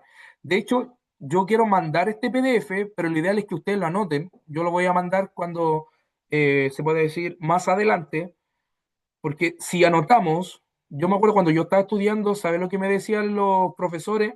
Usted escriba 15 veces si quiere aprenderse bien, por ejemplo, un pasaje o quiere aprenderse bien una estructuración de algo, de algún escrito, escríbalo 15 veces y después no va a tener necesidad después de atesorarlo, tenerlo, porque ya lo va a atesorar en su corazón. Amén. Quizá usted ya había visto la estructura de la Biblia, pero lo vamos a pasar porque es necesario. ¿Ya? Recordamos que la Tanakh, la Biblia de los judíos, ¿no es cierto?, tenían tres estructuras. Bueno, nosotros tenemos 5 divisiones, ¿ya? Y una de ellas es el Pentateuco, ¿ya? Es los 5 primeros libros atribuidos a Moisés, fueron 5, ¿ya? Después tenemos los libros poéticos o sapiensales, ¿ya? Y ahí está Job, Salmo, Proverbios, Eclesiastés, Cantar de los Cantares, ¿ya? Después tenemos 5 libros más que son los profetas mayores, que son, ahora son libros, no es que son profetas, son libros de los profetas mayores, que es Isaías, Jeremías, Lamentación, Ezequiel y Daniel, ¿ya? Ahora tenemos 12 libros, ¿no es cierto?, que son históricos, ¿ya? Que son los libros, ¿no es cierto?, de Jonás, Miqueas, Nahum, perdón, estos son los libros, se puede decir, de los profetas menores, perdón. Son 12 libros de los profetas menores, que empieza de Oseas hasta Malaquías, ¿ya? Y tenemos 12 libros que son los libros históricos. Esa es la estructura de nuestra Biblia. Se divide en 5 secciones. Ahora, sabemos que es solamente, es el Nuevo Testamento, es un puro libro, ¿ya? Pero son 12 que son históricos, que está Josué, ¿no es cierto? Jueces, Ruth, primera, segunda Samuel, primera y segunda de Reyes, primera y segunda de Crónica, Edra, Nehemías y Esther. ¿Ya? Los que quieran pegar un pantallazo, esto les va a servir igual para los que quieran el día de mañana pasar en sus, se puede decir, respectivas clases dominicales, por ejemplo, bibliología, esto para que lo aprendan, así que es muy necesario. ¿Ya? Yo siempre he dicho, queridos hermanos, yo sé que igual hay varios pastores que tienen harto, se les respeta su trayectoria, pero por ejemplo, hay gente que yo siempre he dicho que las personas en el primer año deberían saberse mínimo la estructura de la Biblia, mínimo. Ya, por ejemplo, yo he visto, me tocaba vivir, y yo sé que ustedes también la han vivido algunos, que quieren abrir el Nuevo Testamento, no sé, pues le dicen ya vamos a leer Edras y ya andan por el Nuevo Testamento. Incluso hay que reconocerlo con toda humildad, muchas veces nosotros mismos, muchas veces se nos escapan los profetas menores. Andamos buscando, no sé, por Habacuc y andamos de repente en un libro histórico, no sé, por Samuel andamos, o de repente, no sé, Abdías. Entonces, tenemos que entender que aún así, que aunque sea muy básico esto, a nosotros mismos también, a muchos le han jugado en contra de esto, en buscar un libro. ¿A dónde está Abdías? ¿Dónde está Jonás? De repente la mente es frágil. Amén. Pero qué lindo cuando uno conoce esta estructura, qué lindo cuando uno conoce su Biblia. Amén. Por lo menos le doy gracias al Señor que a mí siempre me ha gustado la bibliología, hermano. Es como que un ámbito a mí que me llena. Por ejemplo, en la bibliología toca qué son los textos receptus, los textos críticos, que eso lo vamos a ver ya en el segundo año. Qué, no sé, pues fue Casiodoro de Reina, Ciprano de Valera, qué tan influyente fue la Erasmo de Rotterdam, Gutenberg. Entonces, todo eso tenemos que aprenderlo, hermano. Una vez llegó, y lo tengo que decir, un hombre súper arrogante a mi casa, porque todos saben que yo vendo material, vendo literatura cristiana. Entonces él me vino a mi casa, a mi propia casa, y llegó súper arrogante, yo esto lo cuento como testimonio, y me dijo, yo quiero la 1960, así, pero fue muy tajante en cómo él tenía su postura y cómo él me lo estaba pidiendo, muy exigente. No, es que yo quiero la 1960, la 1960, porque yo escuché, y ahí dije, yo escuché. Hubiera sido distinto, me hubiera dicho, yo estudié o indagué. Ahora, escuchar, escuchamos. Es lo mismo que cuando escuchamos la palabra, pero lo importante aquí es no tan solo escuchar, retenerla, sino también vivirla y aplicarla. Entonces él me dijo, yo escuché que la 1960 es la mejor versión que hay. Y yo le dije, sí, mire, yo tengo la 1960, ya, qué bueno, porque yo escuché que todas las otras eran todas heréticas y enseñan puras falsedades. Yo le dije, hermano, con todo respeto, mire, usted está en mi hogar y usted me está exigiendo y su actitud no es la que corresponde. Le digo algo, ¿me puede decir quién fue Casiodoro de Reina y Ciprano de Valera? A ver, dejen ponerme un ratito a la cámara. Yo le dije, ¿me puede decir quién fue Casiodoro de Reina y Ciprano de Valera? Y como que queda mirando para todos lados y como que le empieza a dar la del chavo. Yo le dije, hermano, si usted me está exigiendo algo y con la forma de que usted se está dirigiendo, no es lo más adecuado lo que usted está haciendo, le dije yo. ¿Sabe quién fue Casiodoro de Reina? Y ahí le di una charla. ¿Por qué? Porque a veces queremos tener fundamento o aplicar un fundamento cual no ni sabemos ese fundamento. Por eso es necesario, queridos hermanos, cuando nosotros vamos a hacer apologética o vamos a hablar ya sea de un católico, ya sea de un testigo de Jehová, ya sea de un sectario, usted tiene que conocer su vereda. Usted, yo siempre lo he dicho, ahora usted ve la apologética en las redes sociales, se disparan, que viene el pentecostal, como no conoce esa doctrina, se pone a hablar en lengua, como no conoce ese fundamento, es lo único que siente el fuego y empieza a sentir los calambres. ¿Me entiende por qué? Porque no tienen un fundamento arraigado en la escritura. Entonces, es necesario conocer estas cosas que quizás para algunos puede ser muy básicas, pero son el hincapié para tener un buen fundamento. Amén. Por eso es necesario, quizás usted pueda decir, hermano Patricio, que usted está pasando la estructura de la Biblia y es tan fácil. Sí, pero lamentablemente algunos también le juegan en contra, lo vuelvo a decir. Algunos me ha tocado decir que llevan y como que refriegan los años en el Evangelio y dice, yo llevo 30, 40 años en el Evangelio y anda buscando Miquea en el Nuevo Testamento. ¿Me entiendes? Entonces, tenemos que tener la suficiente capacidad y humildad de poder también saber que muchas veces a nosotros igual nos juegan contra esto. Y pensamos que es algo tan sencillo, pero se nos hace difícil. Amén. Ahora, 4 componentes vitales para entender la Biblia. Ya anoté esto. ¿Ya? Para poder entender la Biblia hay 4 elementos vitales. Número 1, la Biblia nunca se escribió en nuestro idioma, viene de otras traducciones, ¿ya? Y aquí, como yo le dije, la Biblia se escribió en hebreo. Cuando se escribe, cuando yo le dije que en el año 400, ¿no es cierto?, cuando hubieron un periodo, cuando Dios cayó, lo glorioso y lo lindo que Dios, se puede decir, canonizó, ¿no es cierto?, la Biblia hebrea que tenían los hebreos. Para contar un poquito la historia, Bartolomeo II en Alejandría, queridos hermanos, recordemos que Alejandría con Alejandro Magno en la conquista, ahí empezó a caer el imperio babilónico, ¿no es cierto? Después vino el persa, y en Alejandría, queridos hermanos, que esto queda en África del Norte, ¿no es cierto? Que actualmente es Egipto. Alejandría en el año 200 al año 300 antes de Cristo, ellos se caracterizaban mucho por la cultura, ya ahí estaba haciendo ya el griego, ya estaba pero arrasando en lo que es cultura, filosofía. De hecho en ese tiempo también estuvo en el año 300, entre 400, Platón, Sócrates. Entonces hubo como un renacer de la filosofía, como que ahí nació, hubo esto sobre los griegos, ¿no es cierto?, del conocimiento, ¿no es cierto?, como del sexto sentido. Entonces, Bartolomeo II, que en ese momento era emperador, ¿sabe cómo competían ellos? En quién tenía la biblioteca más grande de todas. Entonces, ¿qué dijo Bartolomeo? Tengo lo escrito, no sé, ya sea de mesopotámico, de los sirios, tengo los escritos de los persas, pero hay un escrito que él no lo tenía, porque no lo entendía, que era se puede decir, la Biblia, que Edra, ¿no es cierto?, canonizó la Biblia, que dijo, yo no tengo los escritos de los hebreos. Entonces, ¿qué dijo Bartolomeo II? Según la tradición rabínica, por eso viene la palabra Septuaginta, dice que Bartolomeo II llama a estos 72 ancianos, que eran 72 ancianos. Algunos dicen que hubo un mito ahí que lo encerró en una cueva, otro que le dio los mejores manjares, pero sí o sí la historia narra que estos 72 ancianos los separaron, hermanos, y dijeron, tradúzcanme la Biblia hebrea al griego.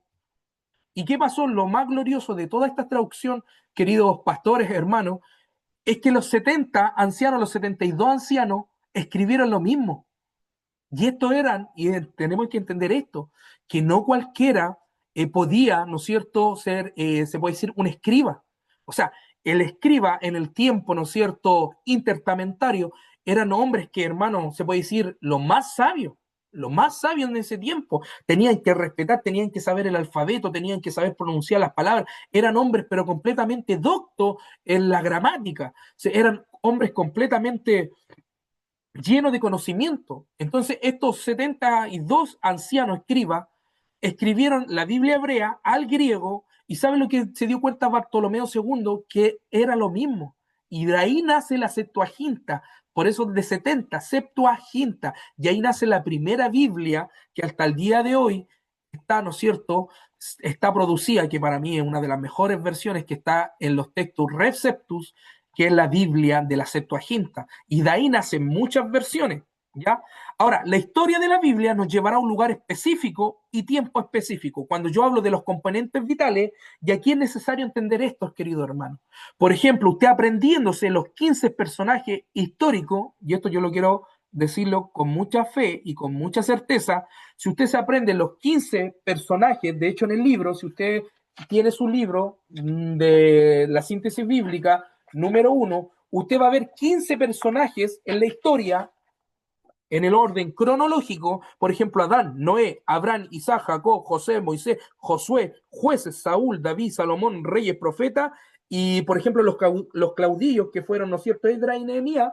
Usted aprendiéndose estos 15 personajes, usted va a tener la historia más clara y el panorama cronológico de la Biblia. Anótelo ahí, si lo puede anotar.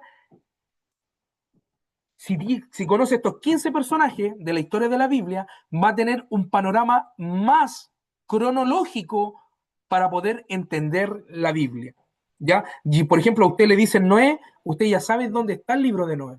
Por ejemplo, yo no sé, pues me hablan de Nehemías, yo sé que Nehemías restauró, ¿no es cierto?, las murallas, que Nehemías, ¿no es cierto?, fue un caudillo, que, ¿no es cierto?, Nehemías fue un restaurador, ya sé en qué periodo se manejó. Cuando me hablan de, no sé, pues de los profetas de Jeremías, yo sé que fue contemporáneo con Ezequiel, ¿no es cierto?, y que Jeremías, ¿no es cierto?, mientras estaba Daniel en la deportación de los babilónicos. Entonces, usted aprendiéndose los personajes bíblicos, usted va a entender más bien la Biblia.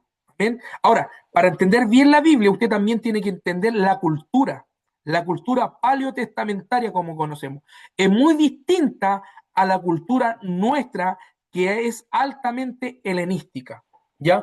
Recordemos que cuando Abraham, ¿no es cierto?, en el periodo se puede decir neo-paleotestamentario, la cultura era muy diferente a los tiempos de Jesús.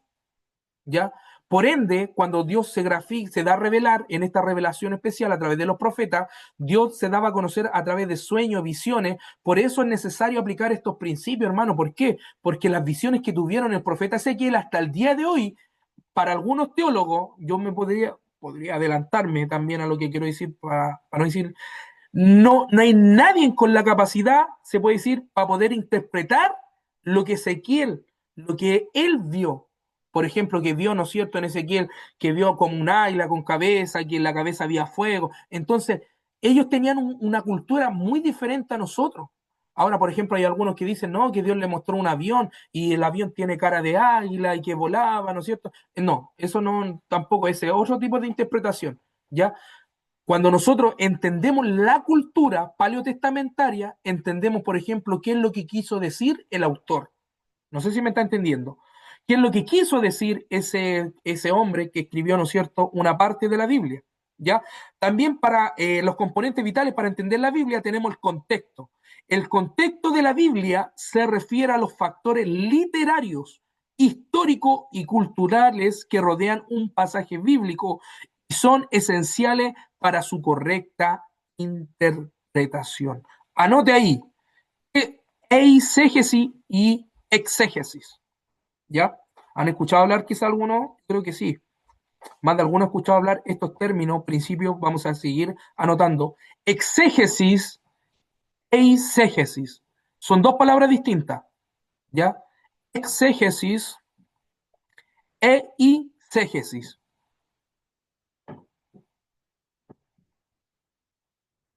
Exégesis e eisegesis. Ya. Vamos a hablar qué es la exégesis para poder entender un poco. La exégesis es cuando yo tomo un versículo o un capítulo y yo me voy al trasfondo, se puede decir a la base, ¿no es cierto?, de la narración, ya en el proceso paleotestamentario, o sea, me indago en la cultura, me meto, se puede decir, en ese texto y me escudriño las raíces de ese texto, ¿ya? ¿Qué quiere decir? Cuando yo hago la exégesis es que yo me voy a la profundidad de ese texto. Póngale ahí, cuando yo me voy a la profundidad de ese texto, ¿ya? Y busco lo que quiere decir el autor, lo que quiere interpretar la palabra, porque usted sabe que la palabra no es de interpretación privada, ¿ya? Eso también la Biblia nos enseña, que la Biblia no es de interpretación privada, sino que nosotros tenemos que ir a las raíces de ese versículo, ¿ya? Y yo no, y póngale ahí, y la exégesis no manipula el texto. ¿Ya? La exégesis no manipula el texto, sino que se va a las profundidades de las raíces del texto. Ahora, es la eisegesis. La eisegesis es cuando yo esfuerzo o torzo el texto, más conocido, un texto fuera de contexto. Es cuando yo lo quiero llevar a interpretar a mi propia concupiscencia. ¿Ya? Eso es una exégesis, cuando yo acomodo, o sea, no estoy yéndome a las raíces o al original de esa palabra. Por eso hay un comentarista que a mí me gusta, que si ustedes tienen la oportunidad, yo también voy a estar recomendando libros.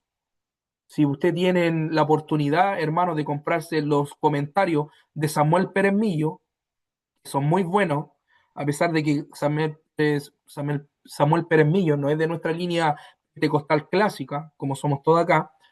Samuel Pérez Millo tiene un libro comentarios muy buenos, exegéticos, hermano, ya que se van al contexto cultural de la palabra, que se va al contexto histórico de la palabra, ¿ya? En cambio, cuando nosotros hacemos una exégesis, es como cuando yo digo, ya, yo pienso que la palabra dice así, yo pienso que esto es así, y esto no es lo que yo piense, sino es lo que dice la palabra, ¿ya? Le recomiendo los comentarios de Samuel Pérez Millo. Ahora, usted me puede decir, hermano Patricio, hay tantos comentarios que yo quiero igual detenerme un poquito de esto, porque igual es importante hablarlo.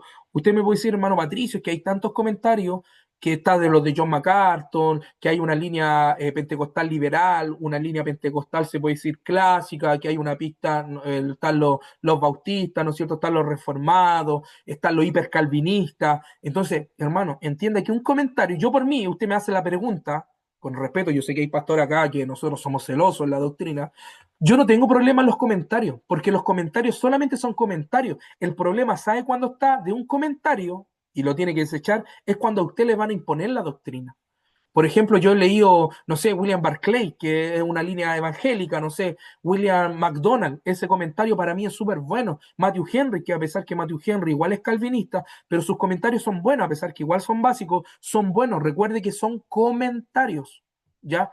Ahora el problema es cuando a ustedes le imponen la doctrina. Recuerde que el principio de la teología es la exposición de la eterna palabra de Dios. Cuando usted se va a un seminario y le están, se puede decir, inculcando una doctrina, es un peligro, porque ya pierde su esencia la teología. La teología está a cargo de exponer, ¿se acuerda cuando yo le dije en la primera clase? De exponer la doctrina. Por ejemplo, este otro año vamos a ver la soteriología. Y en la soteriología, obviamente, tenemos nuestra postura de libre albedrío, lo creemos 100%, que es más arminiana, ¿no es cierto? Que tampoco estoy de acuerdo 100% con el arminiano. Una vez, no sé quién me dijo, una vez recuerdo, me dijeron, hermano Patricio, bueno, ¿qué somos nosotros, calvinistas, arminianos? No, yo le dije, yo soy de Cristo, no soy nada ni arminiano ni calvinista. Entonces, tenemos que entender que no somos de Pablo ni de Apolo, pero sí tenemos clara la doctrina, y las doctrinas son las que dividen. Cuando yo tengo mi doctrina clara, fundamentada, arraigada en la escritura, aunque se levante, usted pueda leer miles de libros, miles de comentarios, va a estar usted ceñido en la eterna palabra de Dios. Así que yo también doy ese consejo. Si usted quiere tener comentarios, usted piensa que está, porque dice la palabra, examinarse a sí mismo. Si usted ve que usted está bien arraigado en la escritura o hay cosas que todavía le cuesta, ya sean las doctrinas cardinales. Cuando yo hablo de las doctrinas cardinales, hablo de las doctrinas elementales del pueblo cristiano pentecostal evangélico, ¿ya? Que es la Trinidad, ¿no es cierto? Que es el bautismo del Espíritu Santo, que a través del bautismo vienen las otras doctrinas, que es el hablar en lengua, los dones carismáticos. Cuando hablamos de las doctrinas cardinales, estamos hablando del arrebatamiento, pretribulacionalista. Recordemos que ahora hay 4 posiciones del rapto, hermano. Si imagínense, y sabe el peligro de la Biblia actualmente, haciendo un stop, que ahora están sacando las editoriales Biblia para todo. Lamentablemente, hermanos, tengo que decirlo con la mano en el corazón, hay Biblia que exponen las posturas, pero lo dejan al aire. Y eso también es un peligro, porque se va mucho en el extremo de exponer la doctrina y dejan al final a la persona como que para que elija. Entonces, cuando nosotros amamos la sana doctrina, las sagradas escrituras tal cual están, nosotros vamos no tampoco imponerla, sino que vamos a exponerla con firmeza y cuáles son nuestras creencias y nuestras convicciones. ¿Ya? Eso es, lo vuelvo a decir, nosotros a nadie tenemos que imponerle, ni incluso ni el evangelio. La palabra se tiene que predicar tal cual está, como lo dijimos en la clase pasada, ¿no es cierto? Aunque venga la palabra quizá un poquito áspera, aunque venga suavizada, con amor, quizá fuerte la palabra, usted ponga la palabra, como lo dije la otra vez. ¿Ya? Dios es el agente, y lo vuelvo a decir porque aquí hay un peligro. Dios es el agente que convence al hombre. Por ejemplo, si yo voy mal a la iglesia y yo veo que el predicador está entregando un mensaje que cayó en mi corazón, es porque el Espíritu Santo me está redarguyendo mi corazón. Entonces, Él es el que se encarga, y ese es el agente, y lo vuelvo a decir por segunda vez, muchas veces le queremos robar el trabajo al Espíritu Santo, cuando el Espíritu Santo es el que redarguye, es cuando el Espíritu Santo es el que guía. Por eso dice la palabra, ¿no es cierto?, que Él los guiará a toda verdad y a toda justicia, que Él es la arra de nuestro espíritu. Amén. Ahora, cuando nosotros tenemos un contexto para exponer, ¿no es cierto?, para los componentes vitales para entender la Biblia, es necesario hacer una buena exégesis del texto. ¿Ya? ¿Se está entendiendo hasta el día de hoy esto? Siento... Sí, se Amén. entiende. Amén, amén. Amén, amén, sí. A mi Amén. hermano se entiende. Hoy, hermano, ya son 20 para las 10. Parecía que hubieran pasado 10 minutos. Miren, ahora póngale ahí el tema central de la Biblia. ¿Ya? Esto no entra a los judíos acá. ¿Ya? Aquí no entran los judíos, esto es para nosotros, los cristianos, los que fuimos lavados, los que fuimos redimidos por la sangre del Cordero. Amén. El tema central de la Biblia es la salvación de la humanidad a través de Jesucristo, quien cumplió las profecías del Antiguo Testamento y es la figura central del Nuevo Testamento, ofreciendo la reconciliación con Dios tras el pecado. La Biblia desde Génesis, póngale ahí, desde Génesis hasta el Apocalipsis, desde Génesis hasta el Apocalipsis, narra el plan perfecto de Dios. Amén. También narra el plan perfecto de Dios para restaurar a una humanidad caída, centrándose en la persona y la obra de Jesús como el mediador de un nuevo pacto y la esperanza de la vida eterna. O sea, que para nosotros Jesús, toda la escritura para nosotros tiene que ser cristocéntrica. Y esto es un tip también, yo quizá me puedo decir, pero hermano Patricio, ¿cómo usted está enseñándole esto? Quizá hay pastores, pero hermano, todos nuestros mensajes tienen que ser cristocéntricos, ¿ya? Como base, siempre exaltando a Jesús. Recordemos que cuando Dios, en el Antiguo Testamento, la función de Dios en el Antiguo Testamento era hablar ¿de quién? De Jesús. Jesús vino a cumplir la palabra dada por Dios Padre, ¿no es cierto? Jesús la cumplió. Después Jesús, ¿qué vino a hacer? A rectificar lo que el Padre había anunciado. Y después viene la obra del Espíritu Santo en el creyente, que era exaltar el nombre de Jesús. Todos nuestros mensajes tienen que ser cristocéntricos. ¿Ven? Ahora, yo sé que hay temáticas, por ejemplo, que vamos a hablar, que por ejemplo a mí es una pena igual esto, que vamos a ver también más adelante, principios de interpretación, vamos a hablar de un poquito de hermenéutica, porque por ejemplo hay un mal en el pueblo pentecostal, que lo tengo que decir, de repente hay expositores, y es lamentable, hermano. Ahora no quiero negar tampoco que el Espíritu Santo, no me entienda mal lo que le voy a decir, pero por ejemplo hay hermanos que abren la Biblia, y lo he visto lamentablemente, y empiezan a predicar de eso cuando Dios a nosotros nos prepara. ¿Sabía usted que cuando Jeremías iba a anotar, ¿no es cierto?, cuando tenía su mano derecha, ¿no es cierto?, para que escribiera el libro, Jeremías, dice que Dios lo apartaba para estudiar, analizar y escribir atentamente lo que Dios iba a decirle a quién? Al pueblo. Entonces, hay un dilema en este tiempo de que pensamos porque tenemos el Espíritu Santo, abrimos la Biblia en cualquier lado y empezamos a interpretar la Biblia. Yo siempre he dicho, el mejor expositor de la palabra de Dios, uno, se tiene que vivir una vida llena, consagrada con el Espíritu Santo, con oración, ayuno, para que sus mensajes puedan ser con gracia. ¿Por qué a veces los mensajes no son con gracia? ¿Por qué los mensajes a veces no son elocuentes o no son muchas veces, no son... de hecho, me atrevería a decir que muchas veces cuando entregamos un mensaje, como no estuvimos bien, como que incluso dudamos si lo hicimos bien o no lo hicimos bien. Esto es para todos los predicadores. El verdadero expositor de la palabra de Dios y los verdaderos exponentes de la eterna palabra de Dios eran hombres de oración, de ayuno y de consagración, hermano. ¿Sabía usted que mientras más haya una profundidad con las cosas espirituales de Dios, después más va a fluir? Y me ha tocado vivir en este tiempo, en este periodo, que por ejemplo hay hermanos que quieren hablar, por ejemplo, de, llevando esto a todo el ámbito cristocéntrico, empiezan a hablar de la fidelidad. Y empiezan a hablar del infierno, del cielo, a usted lo bajan, hablan de saqueo, al pobre saqueo lo bajan una, dos, tres, cuatro veces, después de las cuatro veces que lo bajaron, lo matan, lo resucitan. Entonces, digo yo, hermanos amados, si nosotros realmente amamos a Dios, tenemos que tener una comunión y tratar de esforzarnos a llevar un buen mensaje y que sea cristocéntrico. Amén. Ahora, es el tema central del Antiguo Testamento. ¿Ya? Mi hermanos amados, ya estamos en la hora, vamos a dejar hasta ahí. ¿Ya? Tema central, ¿ya? De la Biblia.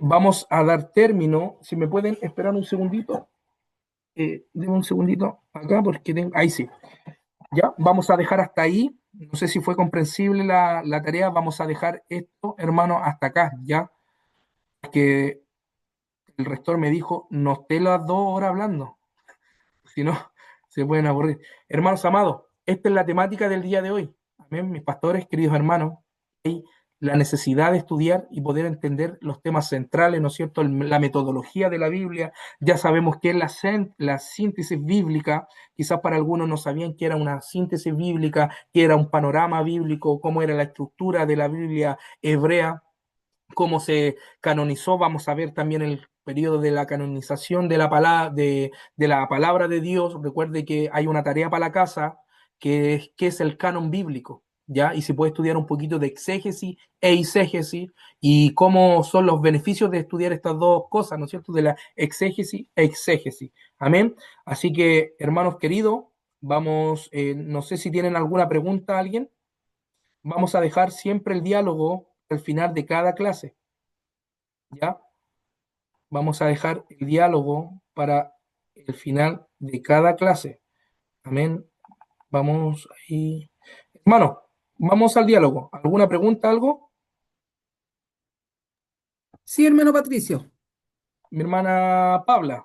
Sí, es que no alcancé a escribir alguna parte. Esto después se va a subir, ¿cierto?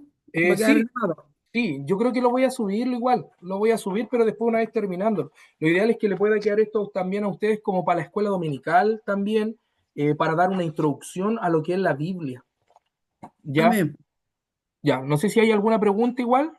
No sé si tiene alguna pregunta mi hermana Paula. No, me quedó claro. Ya, amén. Hermano Patricio, Mi pastor Fernando, Dios me lo bendiga. buenas tardes a todos. En un momento pronunció la palabra Kant, pero no terminó de indicar ni pronunciar lo que iba a hablar. La palabra Quiero que canon. alguien ayude a... Sí.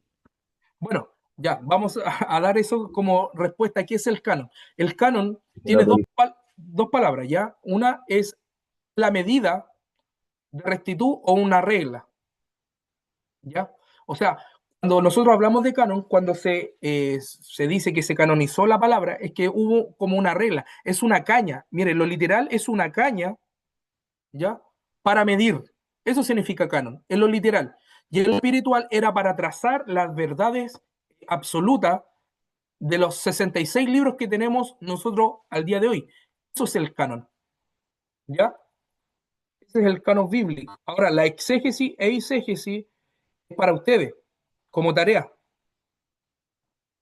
De hecho, lo del canon, me estaba diciendo un hermano internamente, era la tarea, pues ya lo dijimos ahí, averigüen qué es el canon, ¿ya? Bien, ¿otra pregunta?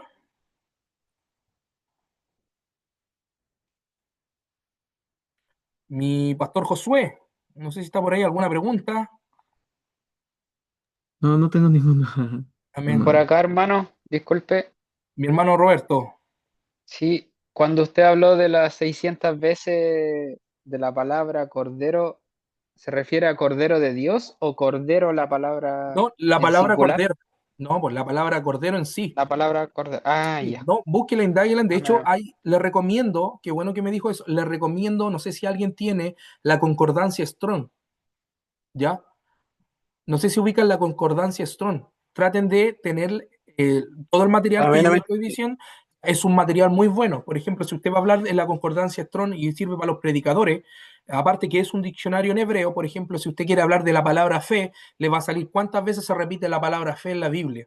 De hecho, son las concordancias que también tienen algunas Biblias en las 1960. Entonces, les recomiendo que se hagan el exhaustivo comentario Strong, que es diccionario exhaustivo también, para poder interpretar también algunos pasajes bíblicos. El principio de la exégesis, hermanos, también es en la finalidad y el origen y la etimología de la palabra. ¿Ya? Por ejemplo, más adelante vamos a ver, queridos hermanos y pastores, por ejemplo, sobre el tema del alma, que ahí hay muchas cosas. En Génesis, cuando Dios creó, ¿no es cierto?, al ser viviente, y piensan que algunos los animalitos tienen alma, y ahí es solamente por interpretación, hermano.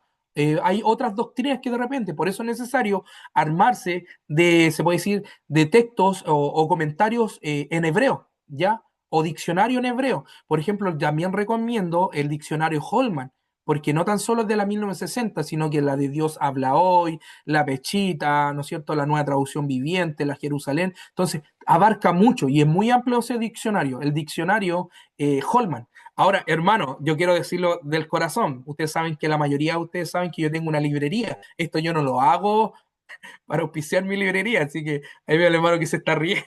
Es que lo que pasa, hermanos, de verdad, necesario para los estudios. Para ustedes, si están dándose el tiempo de estudiar, van a necesitar mucho material de apoyo, ¿ya? Porque el material, aquí la Biblia para nosotros, la infalible, la eterna palabra de Dios tiene todo el conocimiento, pero sí por algo dice en Efesios capítulo 4, versículo 12, que Dios también levantó, ¿cierto?, pastores y maestros. ¿Para qué? Para perfeccionar, para toda buena obra, ¿no es cierto? Para todo levantó Dios también maestros. Y estos maestros, ¿cuál es la función? Crear libros, diccionarios, Biblia.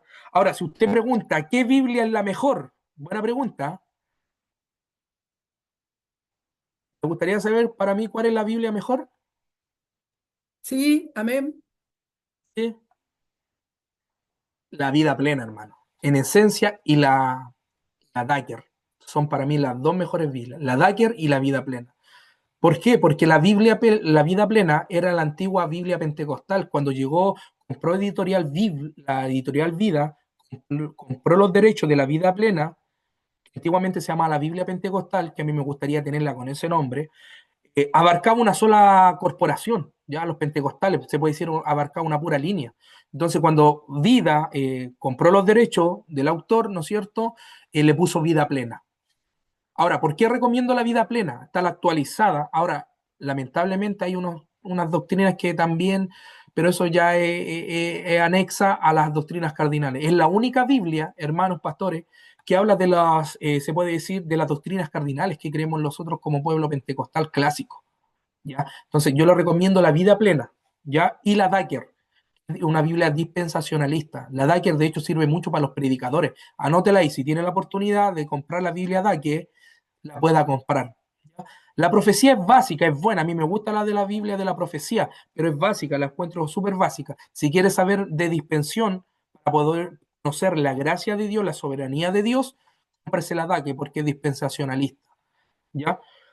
De esa área lo estoy diciendo, ¿ya? Pero si es por doctrina, la vida plena, sobre muy, muy lejos la vida plena. ¿Amén?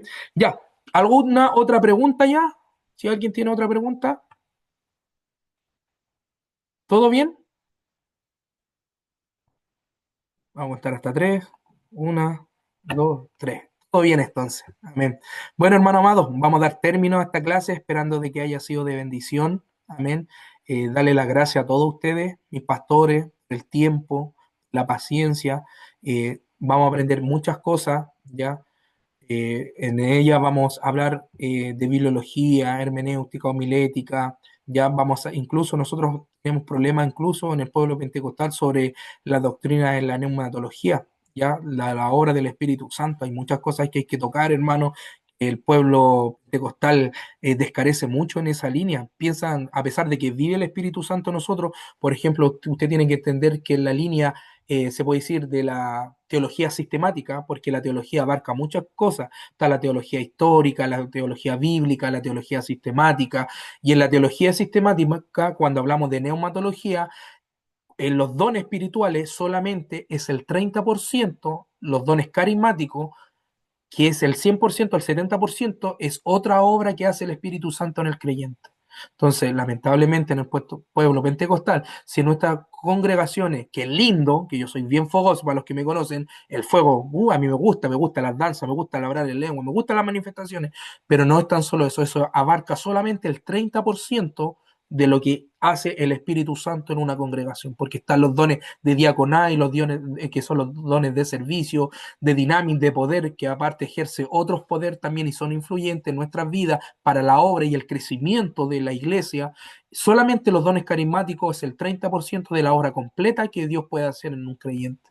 Amén. Por eso Pablo le habló a los corintios, ¿no es cierto? Y le tuvo que poner un stop ahí porque estaban abusando de esto, ya que no era tan solo, como decía Pablo en 1 Corintios capítulo 13, cuando habla de la eminencia del amor, que no todo solamente era hablar en lengua, tener fe, de mover la montaña, sino que había otras cosas más. Amén. Así que vamos a ver todas esas cositas más adelante. Amén. Así que, hermanos, vamos a terminar esta clase con una oración. Amén. Mi pastor Fernando, lo veo en pantalla. Y puede orar la clase de día de hoy. Amén. Así que Dios me lo bendiga, mi pastor Fernando. Amén. Amén. Vamos a orar entonces al Señor. Padre nuestro que estás en los cielos, te damos muchas gracias, Dios mío, por cada pastor, por cada hermano y también por nuestro hermano Patricio, que hemos podido estar compartiendo una vez más, también enriqueciéndonos con todo lo que oímos y podemos aprender. Tu palabra, dice Dios Padre, que la exposición de tu palabra, Señor, siempre nos va a alumbrar. Bendiga, Señor Dios Padre mío, este curso y derrama cada día de tu gracia y la presencia de tu Espíritu Santo nos vaya capacitando para ir comprendiendo y poder ir entendiendo, Señor, todo lo que vamos, Señor, aprendiendo. Padre, para oír, para guardar, para poder hacer y también poder transmitir.